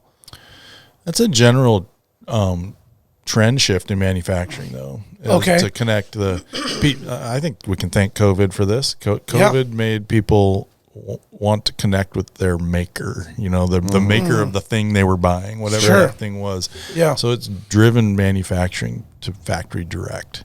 Well, we were already that. And so that's kind of the space we were already in. But that, you see that, I mean, you go buy a new pickup truck, you go on a, Ford, Chevy, Dodge, whatever, you go onto their website and place your order factory direct. Now it comes through your local dealerships. There's still some connection locally, but people tend to want to be connected that way. And so absolutely. Again, I can thank my folks for that. It's just how we started. Just establish that foundation. It's cool also that the manufacturer actually knows the person, that's like it's different, having that. Because I'm sure you'll see a boat that you guys built and you'll know, you put a face right away. There's a little story. Yeah, absolutely. Connection to every single one. It's a really, intimate, a dozen boats a year. Volume's not real huge. And so that's a boat a month. So the focus is like, it's intense. Not every month, but you know what I mean? It's just like it has its time to shine. And then but over a whole year, I mean, you get to know these people and their family and their friends and their stories and, talk about holidays and. Yeah. And then they keep coming back. I mean, that's just the beginning. Right. Yeah. Yeah. Then through our service department and then, life changes and they got to sell that boat or whatever. We help them with that. Like there's a lot going. We're with these people for a long time. Right. Yeah, for sure. That's cool. Because you can always, you probably have a lot of folks maybe that are, the idea of building the boat might be a little daunting and more than what they're willing to do, but hey, call me if someone's got one for sale. Absolutely. That's, maybe fits my needs but they're not that particular about it. Yep. Yeah. The gateway boat. The gateway boat. Yeah. Oh, yeah. And I have to imagine these things hold their value from manufacturing release to. They do, yeah. I mean, boats are going up in value right now, but I mean, Well, aluminum boats in general hold their value well. Yeah. Compared to fiberglass, it's just the nature of always the way it's been, right? The way it's been, yeah. But our brand holds its value especially well. That's actually the way it should have been said. Limited issue, There's not that many around. There's only a couple a year that maybe are available to even consider owning beyond what we're building. You might see one on Marketplace like once in a blue moon. Yeah. And usually there's a good reason, something changed in their life, Oh, sure. Yeah. But it's helped the value stay high, and we like that. I mean, it's great for business, obviously, but it's good. It's great for the customers that they can have an asset that is going to hold its value. Absolutely. I mean, who knew a boat was a good spot to put money? Yeah. Right before COVID, I mean. Then it was. Oh man. I know it's funny about like an aluminum boat. It's like to break out another 1,000 thing. It's like, I don't care if you have a 21-foot jet boat, you're still probably spending $1,000 a year on whatever the hell, on storage, tires, bearings, maintenance, just stuff, right? Yeah. But what you got to realize is it's actually not just a money pit. It's continuing to hold its value or appreciate. Yeah. So which hasn't always been that way, but I think it's specific to aluminum boats in particular that they've appreciated quite well. Yeah. Well, the demand in my brief experience, I'll back up to a little story. One midweek afternoon, I'm flying back from Kenai, and I picked up a South or Northwest Boater magazine or something at the cars or whatever, and it was this guy's article about the future and potential growth and what's coming in the offshore aluminum boat market. So it was like the North Rivers and the Hughes Crafts and the Harbor Craft. They're building jet boats and they're building skiffs and lake boats, but they're all starting to transition into this big saltwater offshore kind of transformation of their boating, building, and the guy was 100% right. I mean, all of a sudden, it wasn't just like Hughes Craft salt boats. You saw it. Then now you saw the Kingfishers and Harbor Crafts and North River got in the game. Then Raider, and I'm leaving a bunch of them out. Ridge, but like it transitioned from like Snake River, Northwest, building jet boats to like these. Let's get in the salt boat, and I found that amazing that his projection was right. But what I learned over time, the demand in terms of aluminum offshore boats in Alaska was unique, way different than maybe a Northwest boat or somewhere. You need a big boat that can take harsh, big water, has lots of horsepower, and lots of fuel capacity. Mm-hmm. A lot of boats built, say, pre-2000, I don't know, I'm probably not 100% accurate on this. I'd say pre-2000, you got, boats with too small of tanks. Yeah. You can get to Night Island. That's as far as you can go. Yeah. That's what I mean. You got to bring a bunch of extra fuel. Yeah. Excuse me. And they're making them just highway legal, where we want them 2 feet wider, and you want everything you can get through the tunnel. Yeah, that's right. Yes. And so and hardly anyone's doing that, right? Yeah. Right. Yeah. Right. And that's where you get a 22-foot this, that, and the other, and it's got a 65-gallon tank. Well, that's solid for weekend worrying around the bay, but if I'm trying to go 80 miles off and back in, and I'm sure that's where you guys, one of the many reasons where you guys stand apart in terms of your boat design and building is clearly you guys know range is a huge factor to a good offshore boat. And it's, a lot of the stuff you mentioned, it even came into focus for us in the last 15 years, and it's driven by Prince William Sound. Yeah. Now, Prince William Sound exploded about 15 years ago. Yeah. That's when it started kind of being discovered by the Anchorage crowd, and I remember riding the train through the tunnel. Yeah, sure. So, yeah. So this isn't that old of a story, where this is open access to everybody. Yep. And it's driven how even we've thought about a boat. Like I remember conversations about, okay, we got to understand this use of the boats in Prince William Sound now, and we got to plan for it and design for it, and so that's not that old of a conversation. But I think we're getting her dialed in. Yeah, for sure. Absolutely. And I think we're close enough to that we could pay attention. We knew the area and we could respond pretty quickly. I think.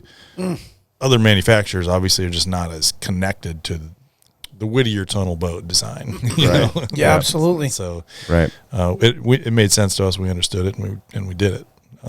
It was part of what we were already doing. A lot of it was driven by customer needs. Yeah. People coming in and this is what I want to use this boat for. Mm-hmm. It's an easy yes from us. So. Right. I need 100 more gallons of fuel in this boat. And a normal manufacturer's we have to design a whole new model for that. Yeah. And we're like, no problem. Yeah. Where do you want it? Yeah, it's built to order here. Yeah. Yeah, no, it's I didn't realize it until I started recreating with a friend that bought his first salt boat, and it was a Thunderjet, and then gas guzzling, 6.0, and that thing was horrendous. And then he gets a salt boat, still had a really good tank in it, 85 gallons in a 22-foot boat was actually pretty solid. Mm-hmm. But then it was as he's thinking about upgrading, and now we're geeking out and looking at all the different, Raiders and North Rivers, all the different boats that are out there for sale. Like, a lot of them have too small of a fuel tank. Yeah. I'm like, what the hell is going on here? Yeah. They just weren't built for Alaska specific. Well, that's why. And it's actually a little more than that. There's a whole bunch of things about how those boats are designed and built that it makes it difficult to get a bigger fuel tank in. It's like performance wise, or just it's the height of the decks. So self-bailing decks, right? Yeah. Gotcha. That is a driving factor in what goes on in a whole boat design. It's like, where's the foundation? Well, if that deck isn't high enough, you can't get a bigger tank under that deck. It doesn't matter how bad you want it. It ain't fitting. Yeah, very true. And then the decision making about where that deck goes and relevant to the water line, that's a whole other conversation. We come from the commercial world where we're like, we want freeboard. We want that deck above the water. Yeah. Hell yeah. So we can deck load that thing, Yeah, yeah. So it's just a different way of thinking about boats.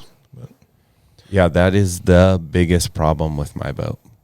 100%. The fuel tank's big enough, but the water line is not right, and I can't be a self bailer when I'm not on the boat. Yeah, like those things get plugged. Yeah, so it's most boats are that way. Most production manufactured aluminum boats. And the reason is almost all of them came from fresh. It was a freshwater boat. Modified and adapted. Nothing wrong with that. That's just the evolution. That's what happened, right? They modified their riverboat to be a salt boat. Right. Yes, that maturation process of what I just mentioned earlier in that article was like these guys are building a saltwater offshore boat, but off of it was a river, not a big water. It was a big sled. Yeah. And it has its place, and it's cost effective to manufacture.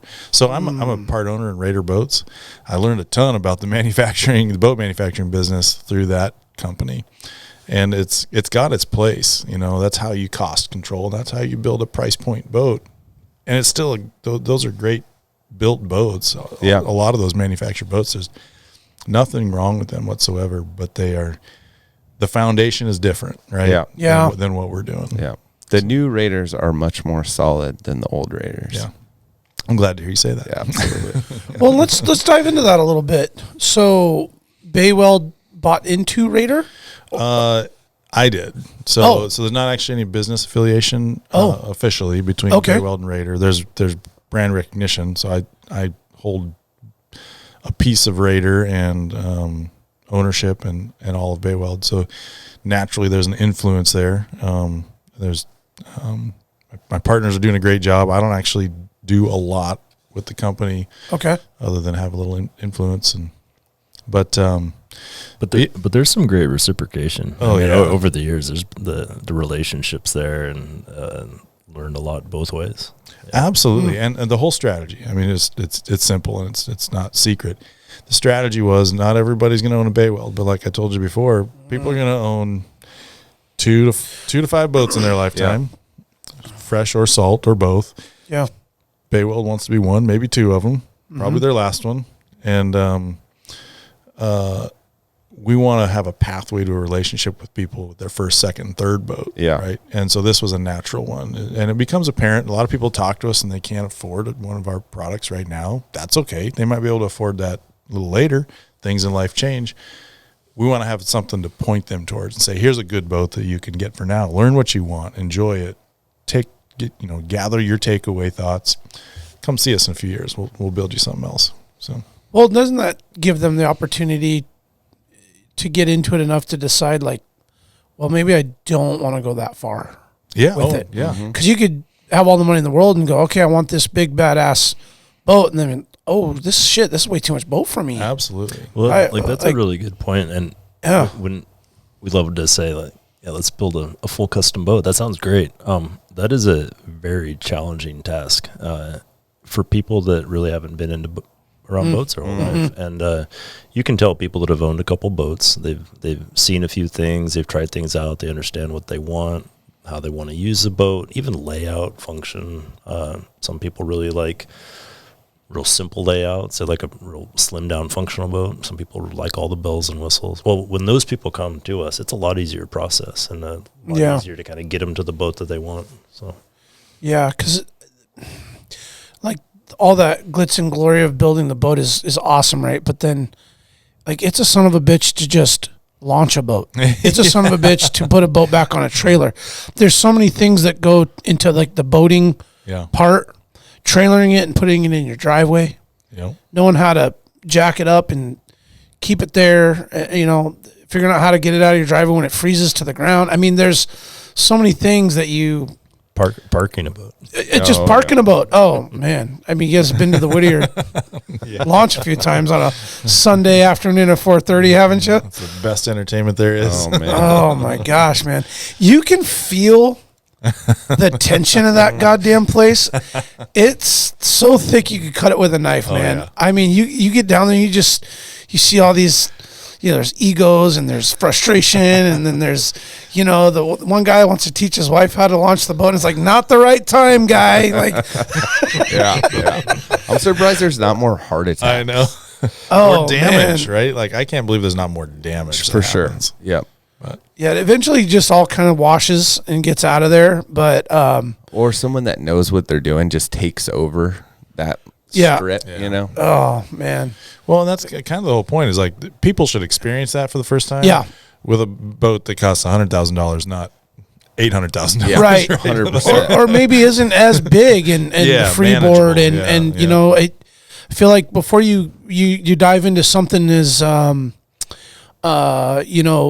top tier of boating as what Bay Weld is, you probably want to put a dent and a scratch and in a little bit lesser expensive boat that may not hurt your feelings as bad. And it's the handling piece. Our boats, generally speaking, are heavier, bigger and heavier, more windage, all the stuff, right? So there's some skill that's needed or required, you know. But there's also more tools available than ever, and so there's a definitely a blend there. But it's all about people's comfort level and helping them understand that, make the right choices, and kind of get them there, whether that's a Bay Weld or not. Like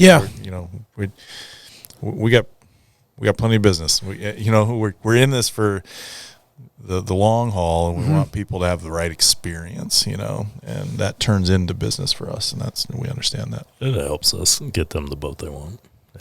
Yeah, and I'm sure you got a lot of people that get into a Raider and they're like, "Hey, I don't need another boat other than this one. This one's going to work perfectly for me." Well, they feel that way for a couple of years. Yeah, till the double eagle goes by and Homer. The double eagle, yeah. Oh man. Oh. Yeah, just looking at it up there. Whew, it's a beautiful boat. Well, and how many boats to date are we at in 2024 now? I think our number right now is 278. Okay. So, 278. yeah. Is there like some sort of celebratory, we threw a big party at 100 boats, and another pretty big one at 200. So we like every 100 boats, we try to throw a big party. Kind of a marker, century mark. If we could have played this out perfect, it would have been 300 boats at 50 years. I don't think we're quite Oh, going to get there. Oh, man. Because That you're would have doing been nice. 12 a year, you said? Yeah, about. And that includes recreational and all the other. Yeah. Okay. Yeah, and so the business has grown a lot, obviously, but the number of boats hasn't kept pace because the boats have gotten a lot bigger and a lot more complex. So the number they take longer to build. A lot longer, yeah. So like an 80-footer is equivalent to building like 8 or 10 small boats in terms of man hours. Okay. Right? Yeah. So Yeah. A pretty cool story a few years ago, getting up to the 200th boat. Eric's dad and their family, build some boats, and but we were able to build. It was the last boat your dad had.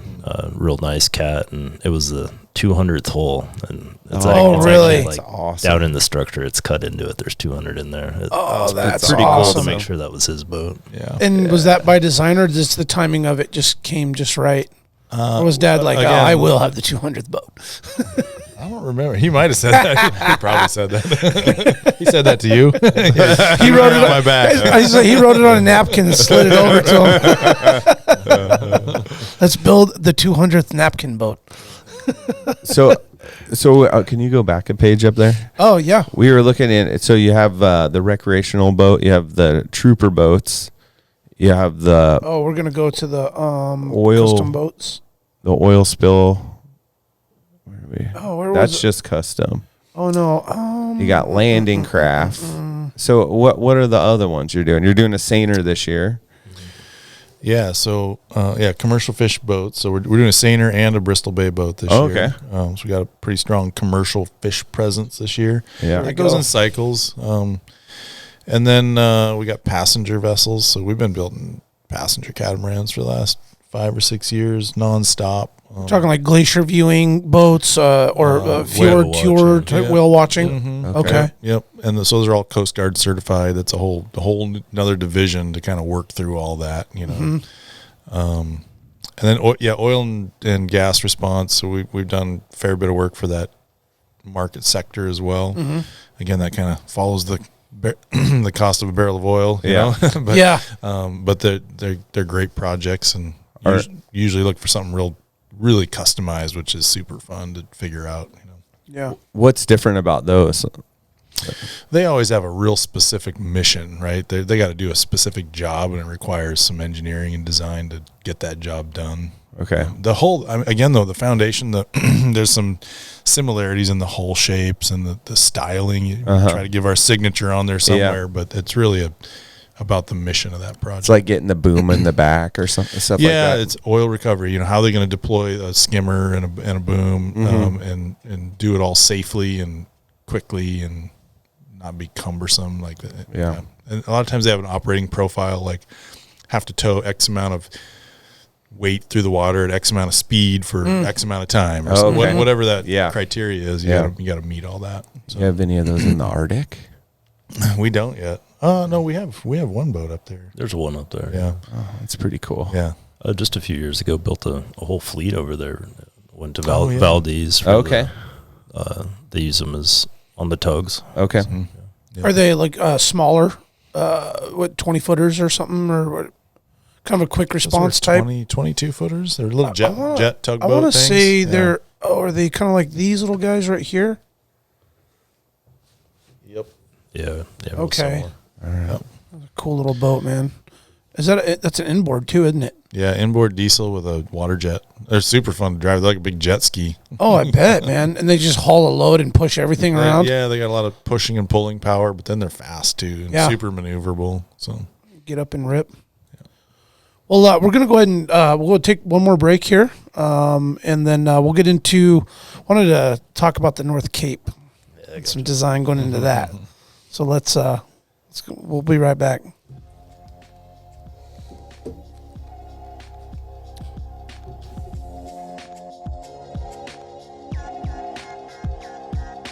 Big Ray's, the Alaskan Outfitter, committed to outfitting Alaskans across the state since 1947. Whether you're a recreator, parent, guide, or corporate buyer, Big Ray's has the gear you need tailored for Alaska's harsh conditions. At Big Ray's, you'll find brands like Carhartt, Grundens, Darn Tough, FXD, Okiwear, and more. Big Ray's is your one-stop shop for both outdoor gear and rugged work attire. Check out their new exclusive line of durable but affordable waders, inspired by and named after the majestic Aralak River in remote western Alaska. The Aralak wader was designed by Alaskans and proven for the diverse waters of the last frontier. Visit Big Ray's at any of their 5 locations statewide, 2 in Anchorage, 2 in Fairbanks, 1 in Kodiak, or check them out online at bigrays.com. Tailored Restoration, helping Alaskans turn disasters into new beginnings since 1972. Their 24-hour services include fire, water, mold, post-emergency cleaning, and repairs. Tailored built its reputation with years of committed and reliable service to the community with innovative restoration and home remodeling. When you have an unexpected home issue at the most improbable time, Tailored has an emergency response number with trained professionals available to help you anytime, day or night. Tailored Restoration has locations to serve you in Anchorage, Eagle River, Matsu, or Fairbanks. Give them a call at 907-344-1239 or make an appointment today at tailoredrestorationalaska.com. Total Truck, Alaska's premier supplier for custom automotive accessories and overlander products. If you want to customize your vehicle, talk to the team at Total Truck, where you'll find their expertise along with top brands such as ARE, RSI Smart Caps, Goose Gear, iCamper, Frontrunner, Rigid Lights, Rhino Lining bed liners, and everything you need to outfit your truck or SUV. Want to turn your truck into a sleeping option? They have rooftop tents, custom camping equipment, electronics, and solar energy packages to keep you powered up deep in the backcountry. Stop by their store location on Dowling between the New and Old Seward Highway, or check them out at TotalTruckAK.com.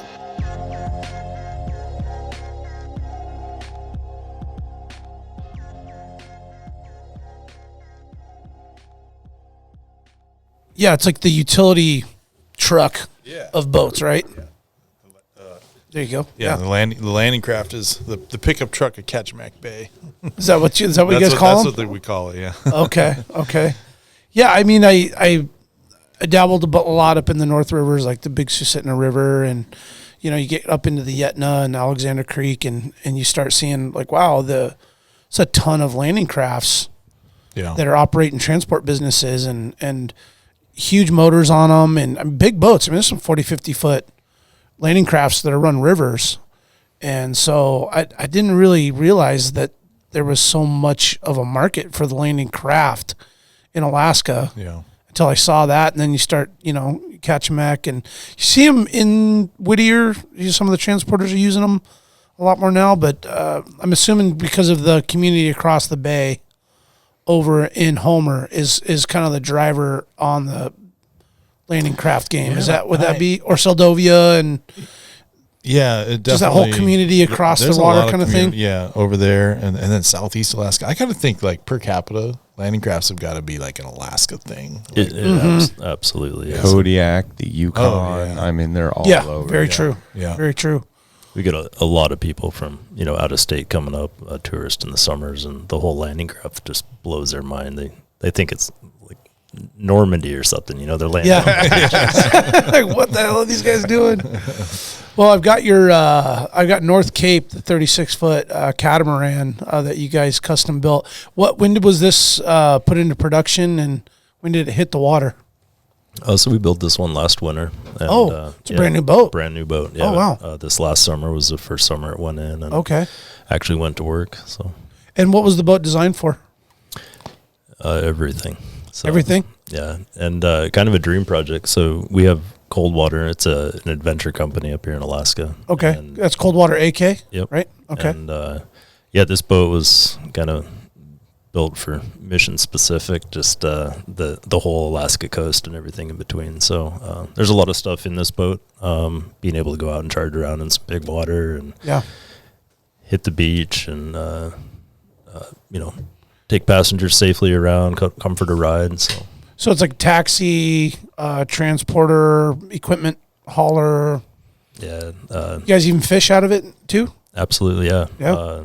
Fishing, spearfishing, we're diving off of it. Okay. But yeah, in one day, they'll be taking people out whale watching and pull in and then load up a bunch of four-wheelers and lumber for a cabin package, and they're off to the next place. All right. Yeah. It's multi-use. I saw that there's like custom adventures that you guys plan out of that. That looked pretty rad. Yeah, I got a video here. I'm just going to have the background noise going. It's about 3 minutes. You guys cool? We watch this? Yeah. Here's All the right. North Cape landed. This specific boat for me has been a sentimental build. I've known Brad and This is Lisa Brian, and one of our family for several years. long time, and I was actively involved managers. in the build of Okay. the two older boats that they have been running. When we took the contract to build this boat for him, and then I was awarded the opportunity to build it, it was kind of like stepping back in Sorry, time. it's but got a what little was fun lag for there, me guys. about it was to be able to take all those We'll catch years up of here in a second. experience and then work closely with Brad and Lisa and kind of ramp it up for them. Well, they're fully custom boats, so you get to be a little on the creative Come on, side. and Wi-Fi. It's not cookie cutter. Got to know Brad pretty well the last number of years, so that was. This here is Ian. He's part of our building a new shop boat. foreman. Okay. I'm not doing a real good job here. Should have had a 6-pack of beer. Another part that's been incredible with this build is working with some of the Bay Weld crew that have been involved in the build of some of our other vessels built nearly 20 years ago. Well, I've been with Bay Weld for 19 years. Oh, around 26 years. There we go. Kind of started off as the floor sweep. Retention, baby. We've been able to bring in several young guys and gals that are just eager to learn the trade in kind of an apprenticeship type program. And so it's been a real challenge and a real rewarding opportunity to teach the younger up and coming generation that have an interest in the industry how to take the creative expressions of a customer and bring it to life, turn it into a real product. So I got 350s on it? Growing up, we didn't have a boat. 300s. And 300s. so knowing what Homer is now, some of the best parts of living here are on the other side of the bay in the state park. A goal for me and my wife was to have access to that. And, over the years, that's grown into Coldwater. Our other boats are only able to carry 6 passengers, and we continually run into larger groups that are part of a wedding party or a family reunion or large groups that are just traveling together, and it's nice to be able to put Some them of all that on fit one and boat finish of and that get together. interior right there. Nice and cozy. Oh, Yeah, man, that it looks thing like it just has glides. so much space. Very simple, simplistic though. Yeah, very functional. Clean, but very functional and simple. The boat's quite a bit bigger. The bow ramp on it is designed for a much larger capacity, you know, as far as loading TVs and cargo. It's going to have longer range. You know, it's been a real enjoyable project. It's been a challenging project. It's been a real joy to work with Brad and Lisa. And I'm really looking forward to getting some water under it and seeing the joy of them operating and serving the community and the different Very cool, adventures man. they're going to have. It's awesome. That is rad. Real cool part of that story is both Brian and Ian built some of the other boats that we have nearly 20 years ago. That's super cool. Yeah, that's way cool. And back to that, I want to give you props on that production, man. Like those videos and the way you guys covered it and edited it all out. I mean, it really does depict what is going on with the unique and really cool design work that you guys are doing with the boats. And that was the video I'd watched earlier. I love that next generation apprenticeship, teaching young guys, passing on that book of knowledge, right? Yeah, right. To some people that are going to carry on the legacy and keep building beautiful boats for the future, right? Absolutely. Yeah, that is way cool. I want to get into cold water, but let's go ahead and run through our trivia and see what these guys got for their trivia game. You ready? Should we hit the let's tunes? get the tunes going. All right, we got our trivia tunes on. All right, so we did a little. Don't be intimidated by the tune, all right? Little No pressure. question specific to you guys. But we're gonna let Brandon answer first, and then we'll go in the circle. Okay. I do not have so the we'll answers. go counterclockwise here. Okay. Just because you may have some of these answers, so we'll see. All right, what is the biggest fish ever caught spearfishing? Ever. Biggest What is fish. it? What kind of fish? And about how big it is? Big it was. I'm going to say it's like a big ass giant grouper. Like one of them big, like the heads are as big as this table.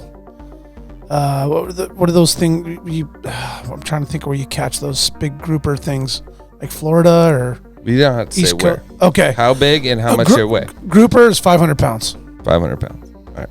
I'm going to go with halibut at 210. All right. Ooh, very specific. Spearfishing. Spearfishing. Probably like a billfish, like a sailfish. 460. Yeah, it was a billfish. It was a black marlin, and it was 581 pounds. Whoa. They got it in South Africa. How the hell do you spearfish a marlin? They're so fast. I mean, they're like a predator fish, like flying through the water. How do you like? Hold on. How do you like? Hold on, time it. So what's crazy is when I was doing this research, all like the top 10 fish are all billfish. Okay. And they're all monsters. And anyway, I didn't have enough time to go and tell all the different stories, but I had like a nice little picture, and it is massive. See here. Brad said, "Hold on." Yeah. Hold on. All right. Okay. So here's the second one. What is the world record spearfished halibut? How big is it? World record spearfished halibut came in at 285 pounds. I'm going to go back to my 210. Sticking with 210. Oh, you have some intel? No. Just consistency. Okay, there you go. It's like you build your boats. I think I'm cheating, but 135. So it's 149. Did you catch it? But yeah, so one of the captains at Coldwater, he's the guy that holds the record. So, okay. At 149, and all right. There's some dissension when we talk about this because he actually got caught on a couple technicalities the way the pictures were taken, I think, and that's I think in the books it's he got docked a couple points, so the line item, I think it's a few pounds less. Do you know the story about how he got it? Yeah, right out of Homer there, and so John, a good friend of ours, was up in Alaska. He's a really good waterman and spear fisherman, and asked around about spearfishing halibut. Went out and dove down and first dive down, plugged this fish. Oh man. Yeah. Wait, was it a free dive or did you? Yeah, it's on all free. Yeah, and so that's a really important part of this is all these records. It's free dive. Okay. Yeah, it's so rad. Yeah. God, that's incredible. And we're talking like Go 100 for a foot ride. down type free dive? Probably 40, 50 feet. Was he hitting like kelp beds or? A lot of these big fish are in the kelp. Yeah. That's You pretty got to cool. swim through those to kind of get down in there. And oh my God. The part, like, I don't do this because I'm not crazy. Yeah. but the part that gets me is like, okay, I can get my head around holding your breath and going down and spearing that thing. Yeah. That's half of it. Now you got to get back to the surface. Oh my You're gosh, holding yeah. on to it, right? Yeah. It's wild. Or did they let like a balloon up or something, like a CO2 charge? Or did they have to bring Like it a up? buoy or something? Like, You got a reel on the gun, so you got some line to work with. Go back up and take a breath and Get go down back to and work. Battle Go it. go down and convince it. 149 pound halibut. 50 feet Slap you around a little bit. I mean, hell, even spearing a 50 pounder probably a ride because, you know, if you think about when you boat a 40, 50 pound halibut, they usually are the feistiest fighting, you know, ripping around size. So to spear one, it must be like, that's a hold on too. So like, I got to add to this. Sure. It was 2 years ago. We had a gal come up and she got the women's record. And actually, I think the women's biggest fish ever shot, but she did with a pole spear. And you guys know Really? what that is? No, what's that? What is it? It's like the Hawaiian sling. It's not a gun. Oh. It's like a yeah. Oh, it just has the bands in like it. a Like, pointy stick with a band. Did she have Oh, the I 3 do know what that prongs is. or did she have the 1 prong with the? It's like a slip tip. Yeah, on yeah, it. yeah. But this fish was as big as she was. Yeah, and wrestled that thing all the way up to the top. That's amazing. y'all are crazy. There's a lot of Alaska adventures I want to do, but I'm going to pass on that one. But I'll go on the boat and watch. Galen Nelson's gotten really big into it, and I so remember he's in he was talking about Belize that. right now doing it, and so he's got me Okay. very interested. It's getting real. Like, there's a lot of people getting into this. Yeah. It seems cool. Yeah. Have you Does. done it? No. No. What's your biggest? I'm with you. fish? We'll drive the boat. That's right. I'll be the deckhand. Last season I got a 110. Big fish feels Yeah. big in the water. Oh, that's that's a huge. big halibut. Yeah. It's a big fish, period. And they're powerful. Oh yeah, no, it's like tying into a truck. Yeah. How'd it go down? Did you spot it? Like, was it camo? Was it moving around? How'd you find him? This one actually dove down and kind of lay in the kelp, and your spear tip has a little barb, and it actually I could see it. It saw it and started coming at me and was able to plug it. And It was coming at you? yeah, it came over to check out what was going on. Oh, okay. Yeah. All right. That's so cool, man. That's pretty rad. Wow. Were you Just see those weird 2 eyes. Just Were you calm and collected when it alien. was coming at you? Yeah, until I pulled the trigger. Then you went for your ride. hold on.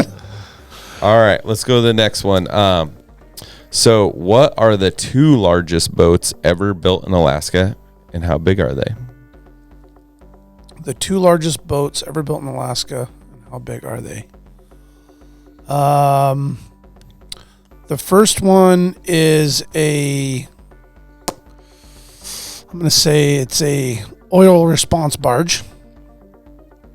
It is, how big is it? Oh man, 300 feet. I'm just totally winging it here, boys.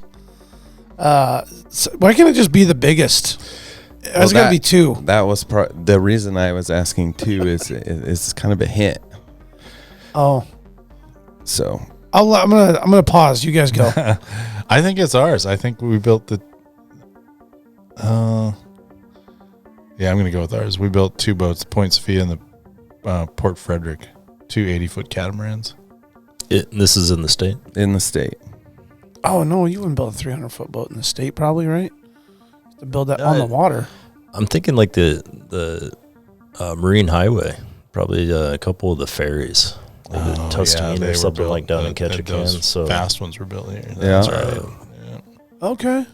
400 go. foot. All right. Yeah, you nailed it. They were from the ferry system, the Marine Highway. They were the MV Hubbard and the MV Taslina. Yeah.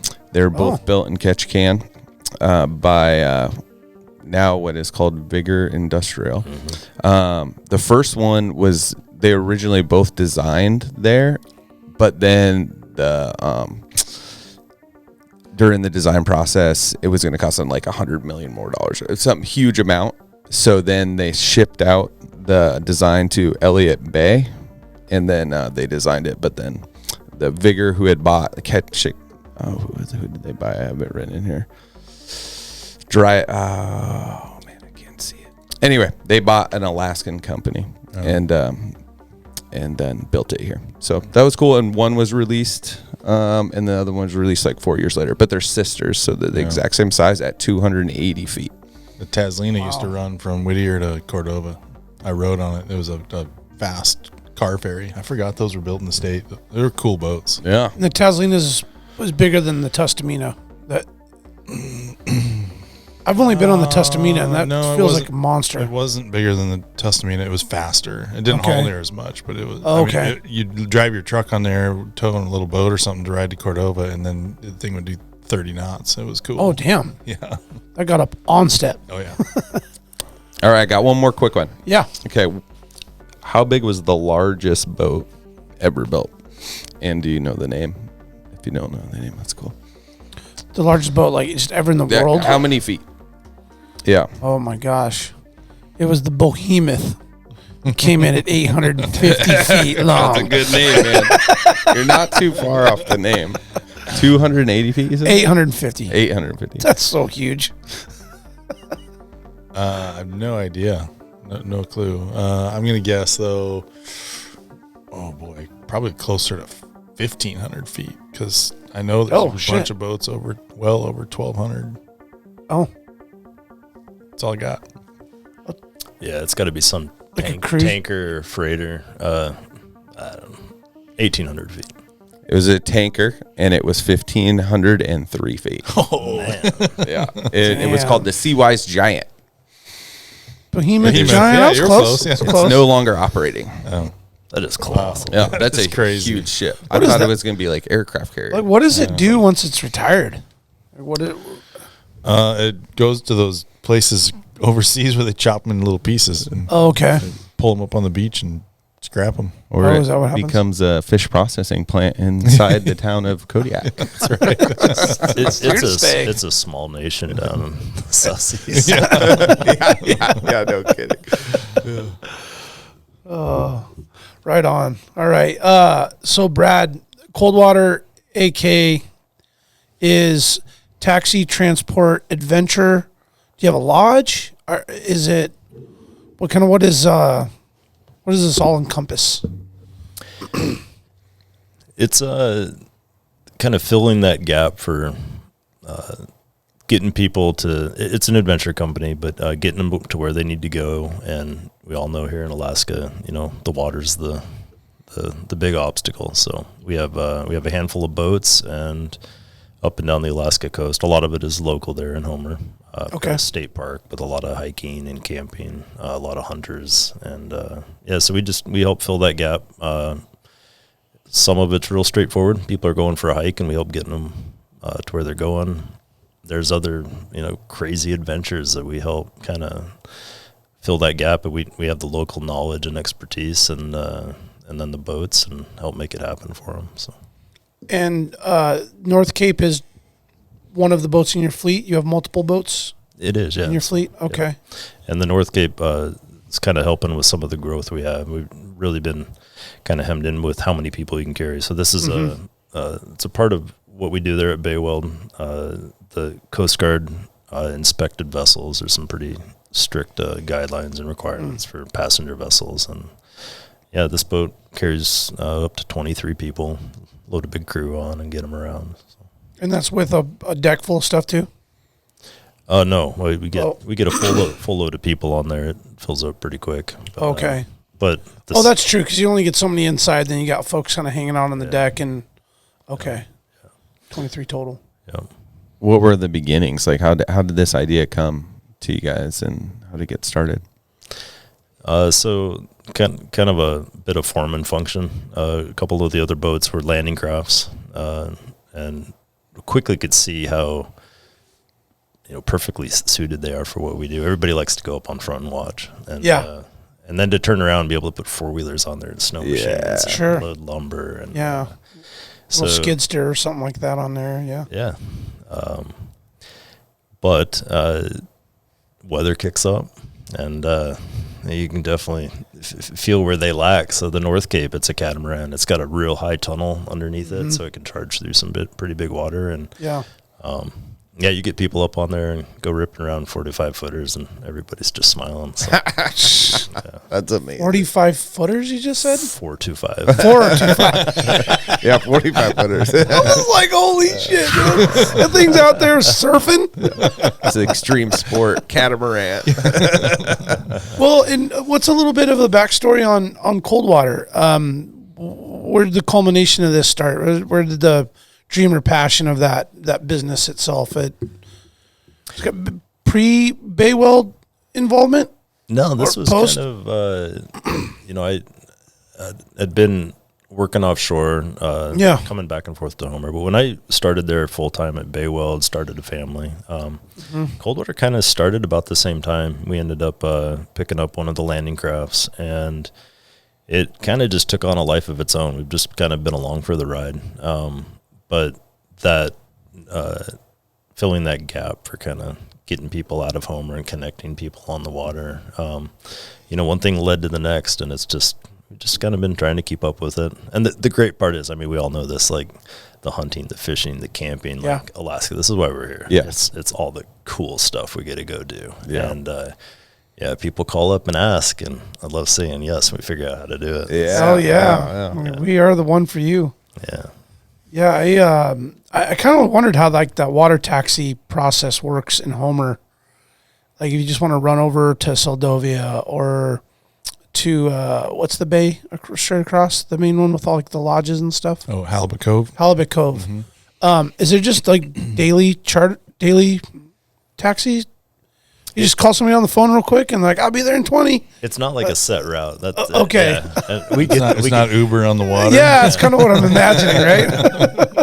Yeah, the yellow taxi sitting down there.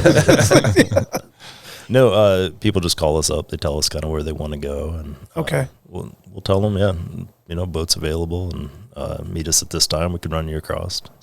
So most of it's pre-scheduled, but you do some spontaneous, like, we got an open seat you can get on right now, like for walk-ins. Yeah, there's a couple pretty popular hikes out of Homer there, and the boat will be headed that direction, and people jump on. We'll fill the boat up.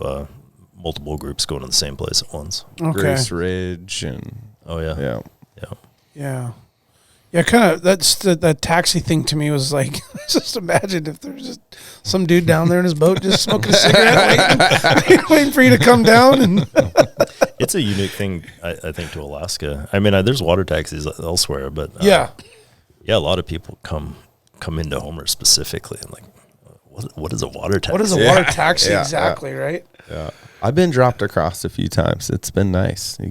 There's an amazing network of trails, and it's rad. Yeah, it's a cool place. Yeah, and there's a lot of people have cabins and stuff over there. There's quite a bit of private property across Kachemak Bay, and a lot of people use the taxi service for that to get back and forth to their places. Okay, so in that regard, it's kind of a it's a taxi. I think that's how the name got there, but it certainly doesn't function kind of the way we think. Yeah.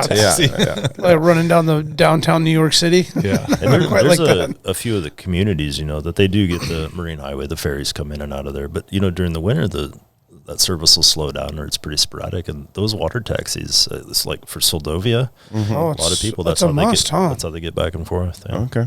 Yeah, especially since the Alaska Marine Highway they slowed way down, didn't they? They've cut their routes. It's funding. Right? Struggling to fund their whole operation, so they've cut back. Yeah, and that's affected a lot of people. Mm-hmm. The water taxis brought you a lot of business in a sense, though, didn't it? Yeah. Just especially in Homer, there, those communities keeping people back and forth. Yeah, it's critical, right, to the lifestyle. It's awesome that you're there to support that and the lack of the ferry system. So, like, these custom adventures sound rad. You got to have a few that were just like blow your mind that you want to share that you had planned, or is it? Yeah, it's we touched on the spearfishing. That's a yeah, huge thing. Spearfishing, Yeah. Some of the coolest stuff we've done have been for some of the exploratory stuff. Like this summer, we were over at Augustine. Oh, what? They were doing some geographic stuff there, and I mean, you're working on a volcano, right? It's an island. It's right there in front of you, like steaming. But with helicopters, so we're over there, like with equipment, swinging stuff off the boats with helicopters coming in and out. Yeah, that kind of stuff. It's not really a job. It's pretty fun. Absolutely. Yeah, that's cool. An adventure in itself. Yeah, yeah. And you guys offer? Do you have like packages that Coldwater AK offers in terms of like? So you surf, you spearfish. Is it a like custom package by package request, or do you actually have windows and like openings for certain things? We kind of just to make it simple. We have a day rate for the boat. It's kind of like you just charter it out. It's like it's like you and your buddy's going to just charter the boat and take off, and we've got the captain, but make everything else happen too. For the spearfishing, especially in the summers, I go through and block out some. Okay. We only do 6 trips a year, and kind of call through and get in touch with certain people and plan them, but not really packages as much as just to make it simple. We've got flat rate per day, and make whatever. Boat will get you where you want to go. Yeah, and so there's a tie-in here. I'm just going to plug this right back to Bay Weld. There's sounds about right. That's my job. But there's an obvious kind of natural tie-in here. What Coldwater does is if you dream it up, they'll figure out how to take you to do it. Yeah. Right? And that's really what they're all about is like, and it's like, how far do you want to go? How extreme you want to be? They'll take you there and help you do it. It's consistent with how we think about Bay Weld is what do you want? What do you want to do? We'll help you figure that out. We'll design you something to do that thing and kind of get out there and do what you want to do. And that's very much what Coldwater does. And it just so happens they use a Bay Weld to do that, which is a great connection. Perfect. That's awesome. It's a beautiful boat. There's a lot in the personality too. Like me and Eric, we like figuring stuff out and taking stuff on. And sure. That goes both ways. Do you have some influence on Coldwater when it comes to... No, I wouldn't say influence, but I have a. You guys are buddies, so you bounce things off of each other, and I have a, just an interest. I like, I like seeing what they're doing. It's exciting, and it keeps what we're building real relevant, right? It's on the water. Brad and his team are out there using it, and that brings feedback and lots of good conversations. Probably one of my favorite things that we do with the boats occasionally is load up our sleds, go across Kachemak Bay, and go rip up the mountains. Yeah, that's you guys, cool. There's windows of time when the snow's right and you can do that? Yeah. Oh, my God. I remember so many times I've stared across the bay from my grandparents' restaurant. You can see all those rolling hills. Oh, man. That looks like the best riding ever. So talking about like some of the cool adventures. Yeah, you load all the sleds up. And did this last winter, Arctic oven, and you go drag them up into High Valley someplace and set up camp just have an awesome weekend, and then go back down and stick them on the boat and roll them over. Man, that's awesome. That's like the perfect Alaska, right? Like there's still places you can do that and untracked, untouched. You're not going to as good as it gets. Yeah. There's not going to be a bunch of truck and enclosed trailers in the parking lot over there. But it takes a Coldwater AK boat to get you there. That's right. Built by Bay Weld. So what spurred the spearfishing? Like, where did that? Was that just some wild hair you got, or you're watching videos one night at home and like, I'm going to give that a shot, or? I'm not going to even act like we knew what we were doing. Okay. So, trial by fire? Surfing, actually, like getting in the water. Okay.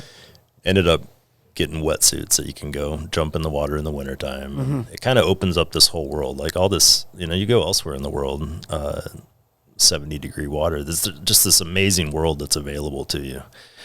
Got wetsuits, and suddenly that was Alaska. Yep. And for quite a few years surfing in and around Alaska and Homer. And one of my good buddies there, I remember the conversation around Homer and the kelp. There's areas, 20, 30 feet. And sometimes when you're fishing, you can see the halibut come up. We're like, man, we should try shooting one of those things. Yeah. And one thing led to another. And it was getting gear and yep. Yeah. Get on Amazon and buy a spear gun. Yeah. So step one. But what was really cool about all of that is it connected us to a network, and it was actually John who came up there. He came up, shot a world record fish, connected, kind of got into this network, and we never even expected what it would turn into. But in a very short period of time, suddenly people connected and realized you could go spearfish in Alaska, and it's put us in touch with some amazing people, some amazing companies and products. I've had a few teams that have come up and done trips specifically to, and they don't want to come up and just shoot a huge fish. They're coming up here for Alaska. Right. And it's hard to even describe. I mean, you're out there with just the rugged coastline and just this incredible atmosphere, and then you're diving, shooting fish. And these like-minded people that are totally from a different culture or different place. So it's what a rad place to spend, what a rad thing to do together, Yeah. It sounds like awesome. a bucket list thing. I mean, it's like the real deal. Yeah. But honestly, just kind of by luck. Yeah. Tried it out, and it's been a privilege to be part of it and get to meet all these people. Yeah. What's your success rate?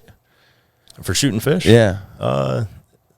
It depends on the diver. All right. Yeah, we've Alaska's a really challenging place to dive. The current, water temperatures, there's a bunch of stuff to it, but I don't know, 50 to 60%. Oh, that's damn good. Yeah, we get some people that come up that are really good divers, and they do real well. They can spend a lot of time down there, and they know what they're looking for. Okay. For me though, it's the success rate though. It really depends on. You can see it in their eyes, like they've been out, and even if they don't shoot a fish, they've had a really good time. Totally on that, dude. The fun's got to be there. How about? Oh no, go ahead. How about king salmon? Are you guys doing that? Shoot a few kings that come through. There's a pretty small window of the year when they're in the lower inlet there, and I've probably a half dozen times you're sitting there and you're looking down for halibut, and you look up, and there's a king or a silver coming right through the kelp for you. They always catch you off guard. Yeah, kind of spook you a little bit. Yeah, come through so fast. Yeah, that's cool. Man, that's incredible. So the surfing, where'd that start? Some of the old guard in Homer, a handful of guys from California and Hawaii, and makes sense. They knew what they had, kind of a secret up there. Some pretty specific weather patterns, but they create beautiful waves down there in Homer, and guys like Scott Liska over in Seward. Yeah. But there are a handful of us that kind of had that itch to go try it and jump in, and the rewards are incredible when it happens. Are you mostly just surfing the spit wind waves, or? No, it's usually kind of takes a northwest. Okay. The lower peninsula is kind of a really cool feature. A northern wind, the wind comes over the peninsula and the waves come in from the inlet, so you get an offshore wind with these waves. They stand up, and it's real beautiful. Cool. See, it blew my mind when I found out people surfed Alaska. And I'm sure listeners, that when we do touch on it, we've had occasional conversations about it on our show, especially with the Liska crew, that you would think that would be something people are doing, even similar to spearfishing. Like, I didn't realize, I kind of had been hearing about it. First, it was like kayak fishermen guys. Mm-hmm. You get a lot of them too? The kayak fishermen? Yeah. Okay. They want to challenge catching a big halibut on a kayak? Well, I mean, even every year in the Winter King Derby now, there's like a kayak like category. Right. There is. Yep. That's right. There is. Yeah. And it's just one of those things you're thinking, wow, they're actually doing that up there. It's incredible. Are you guys participating in the Derby? Yeah, I'll probably try to make it happen this year. Yeah. You guys usually too busy dealing with boats to get to do that? Yeah. I always have a conflict between fishing and snow machining. Yeah. Oh yeah. If the snow's good, I know which one I'm picking. It's a perfect time of year. That spring Oh yeah, riding is the best. Is the snow load been pretty heavy in Homer compared to the upper South Central like us? We haven't had what you guys have had. Oh really? We've had decent snow kind of in the upper elevations, but Homer's the banana belt, man. It rained it all off here recently down in town, so it's like almost bare grass again. Yeah. Wow. So it'll be easy breakup for you guys. Yeah. Usually is. Homer's pretty mild. It is. Yeah. Unique area there for a winter. It's actually not that hard of winters. It's not. No. I've always felt like. Yeah, it's always pretty mild. Yeah. Yeah. We're always a little jealous when you guys are getting pounded with snow up here, though. Nice. We've had a lot of powder days this year. Yeah. Oh. Skiers love it. Yeah. That's for sure. Yeah. More and more Homer folks are driving to Alley, though. Yeah. Every year. So meet more folks from Homer. It's cool. Yep. Yeah. So what's on the horizon for Coldwater? Like for 2024, right? You got another year with your new boat, and you got clients lined up. I mean, you got any big projects that are coming down, or any big, contracts that, like you said, you were out there doing the seismic stuff or whatever with the volcano. Is there something kind of cool and unique down the line that you were called upon for? I think probably the biggest thing that's different this year is we're not building a new boat. Save my marriage. Now we're continuing. That work's actually going to continue over on Augustine. So, okay. We're looking forward to that. We'll be going over there pretty regularly. How far is that run? It's about a 3.5 hour run, 70 some miles. Okay. Yeah. Got a great crew of spear fishermen coming up this year. A few people returning, which is always fun. It's always good to see them again. Yeah. And then lots of I feel like tourism's kind of kicking back into gear. It really is. COVID was a weird thing. One year was real busy, and then it kind of died off. And this year looks good. I'm looking forward to seeing what Homer has for people coming back over there to visit the state park and just kind of see what we have. So. Yeah, there's definitely an uptick. My wife's pretty deeply involved in the tourism industry, and it's also a looking down the road kind of business, right? You're thinking 5-10 years down the road, you look at projections and things, and they're saying we're ready for probably one of our best decades in history in Alaska for future tourism, which is really encouraging. Yeah. Especially for a business like yourself, like yours, and just our local economy, period, right? Yeah. And Homer's a big-time destination. Yeah. For tourism, man, and we're really one of the greatest little towns and beautiful places on earth, if you ask me. Yeah. I love that little place, man. Me too. Yeah. I got a lot of memories of that little town. It's like we said, building boats clear at the end of the road in Homer, Alaska, that's not the ideal location. Yeah. Not at all. But that's why we want to live there. And I've got a lot of pride in it. Love showing it off to people when they travel from all over the world and come into Homer, and you can, see it again for the first time through their eyes, and be part of their adventures. And it's great. It's a privilege. On that note, where is the facility? Or Bay Weld facility. Yep, we are exactly at milepost 3 East End Road, so 3 miles east of town. Mm-hmm. And you know where Catch My Gear Shed is? Everybody knows where the Catch My Gear Shed is. Yeah, we're right before them on the same side of the road. Okay, on the right side going up East End. Yep. Kind of go down the hill a little bit right there. Yep. Just past the down east, right before you get to Catch My Gear Shed. Yeah. Cool, man. Would you guys be ever interested if we come into town, if we could swoop into the facility and get some videos and photos and just kind of the door's open. We'd love to have you guys stop by. And be really cool. I mean, the magnificent work that you guys are doing. Pretty cool to actually see it in person.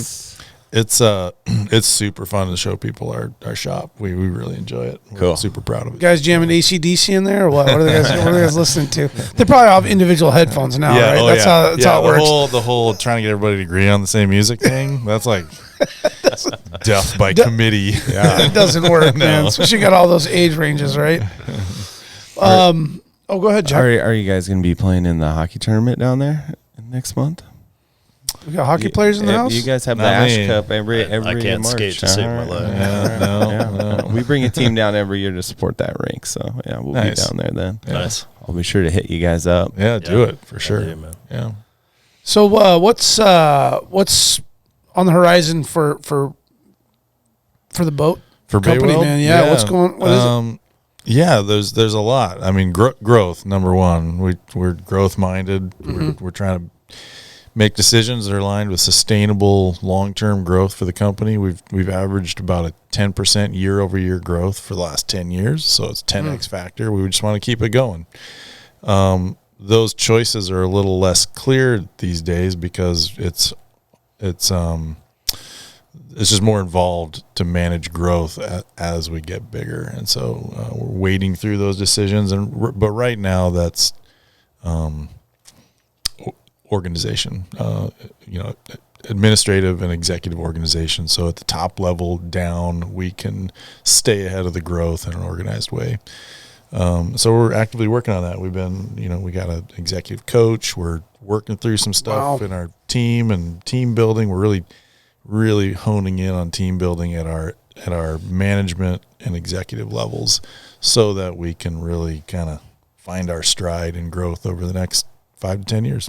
So, and I've got to add to that it's the responsibility for us is paramount is to do it wisely. There's the growth's there. I feel really blessed that there's boats out there. There's boats. I mean, a couple of years out, we're looking at projects that it's there. The business is strong there. Future for everyone involved, right? But the consequences with growth, if you don't do it right, I mean, pretty big. So for not just for us in the business, it's the guys, it's the whole team of employees that we have. We're responsible to all of them and make sure that we do this correctly. Yeah, and the community.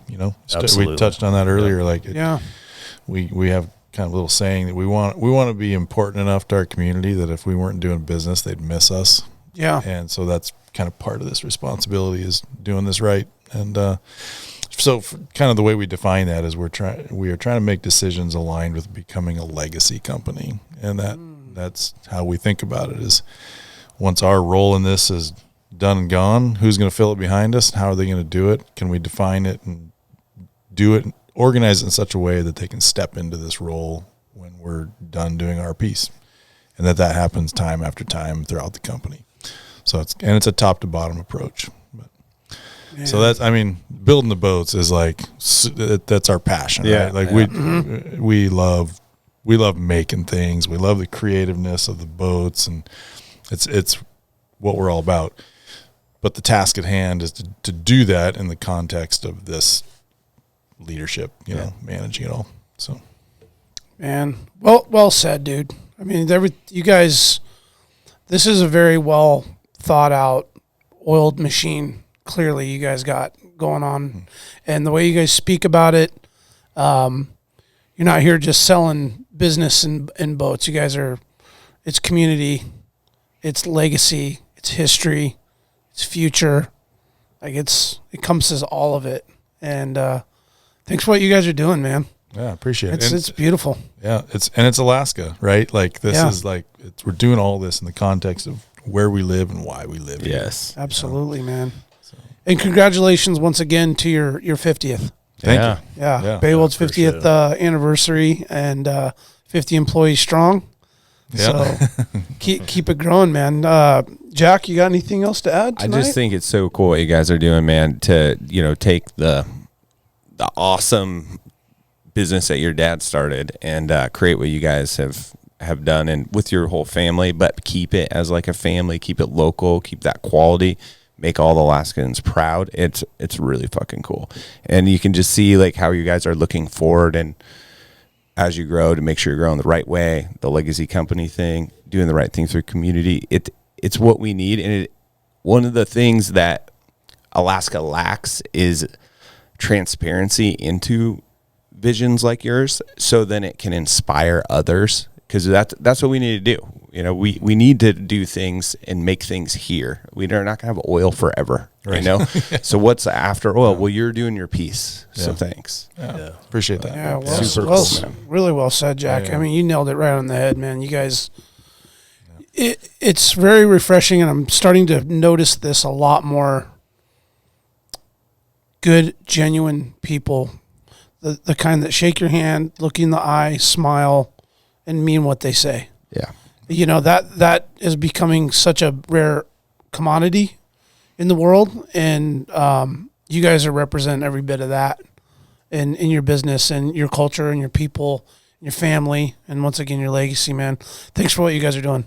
Really appreciate it, man. Yeah. Yeah. You guys, thanks for what you guys are doing on the podcast too. I've really enjoyed, like I was telling you earlier, really enjoyed listening, and cool. I've connected to a number of things throughout Alaska through listening to the people you guys interview. It's really cool. Like I think you guys are playing a piece in exactly what you're talking about, this whole community and, you know, connecting that Alaska lifestyle, and inspiring each other. So thanks back to you guys for being that common point. I mean, there's a lot of phenomenal people in Alaska, and hats off to you guys for kind of having a table to have people come in and put it all together. It's a gift for us to get to unwrap that onion on people, man. There's so many rad Alaskans. It's so cool to hear you say that, because you never know what you get individually with guests and folks that come on the show. And I say this over and over, it ceases to amaze me every single time.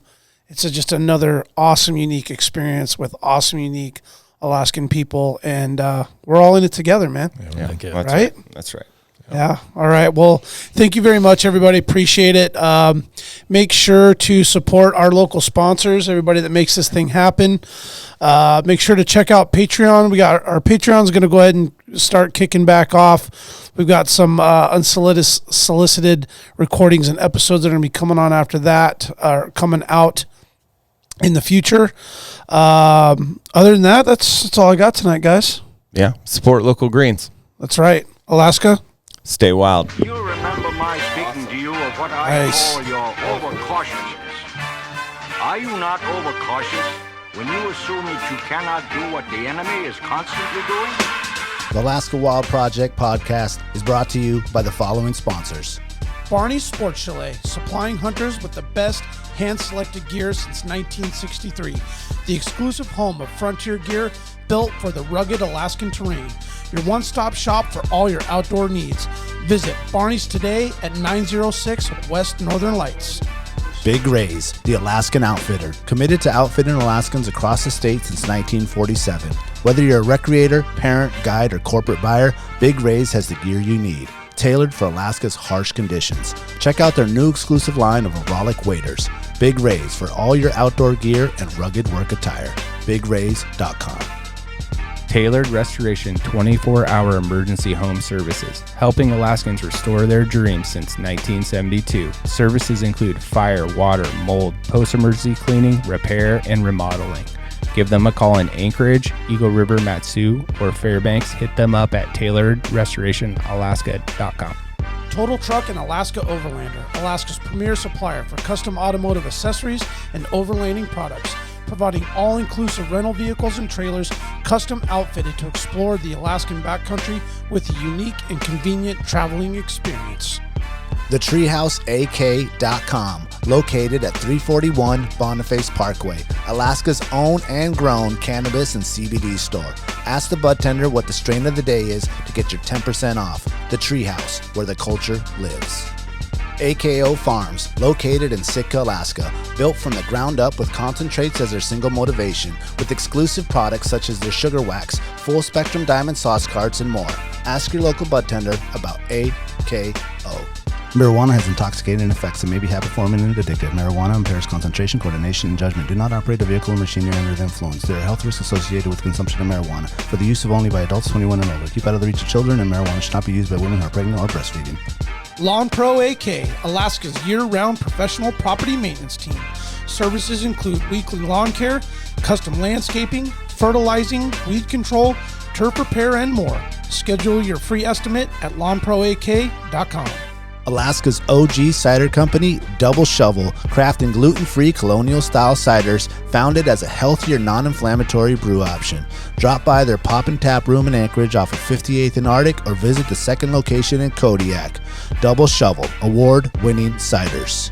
Alaska Mining and Diving Supply, located in Anchorage, is our go-to for powder sleds and utility rigs. Whether you're in the mountains with the flat bill bros, running trap lines, or hauling freight, they have the selection to get you dialed from peaks to the valleys. Find them on Commercial Drive or akmining.com. Equal in prowess and act upon the claim? I say try. If we never try, we shall never succeed.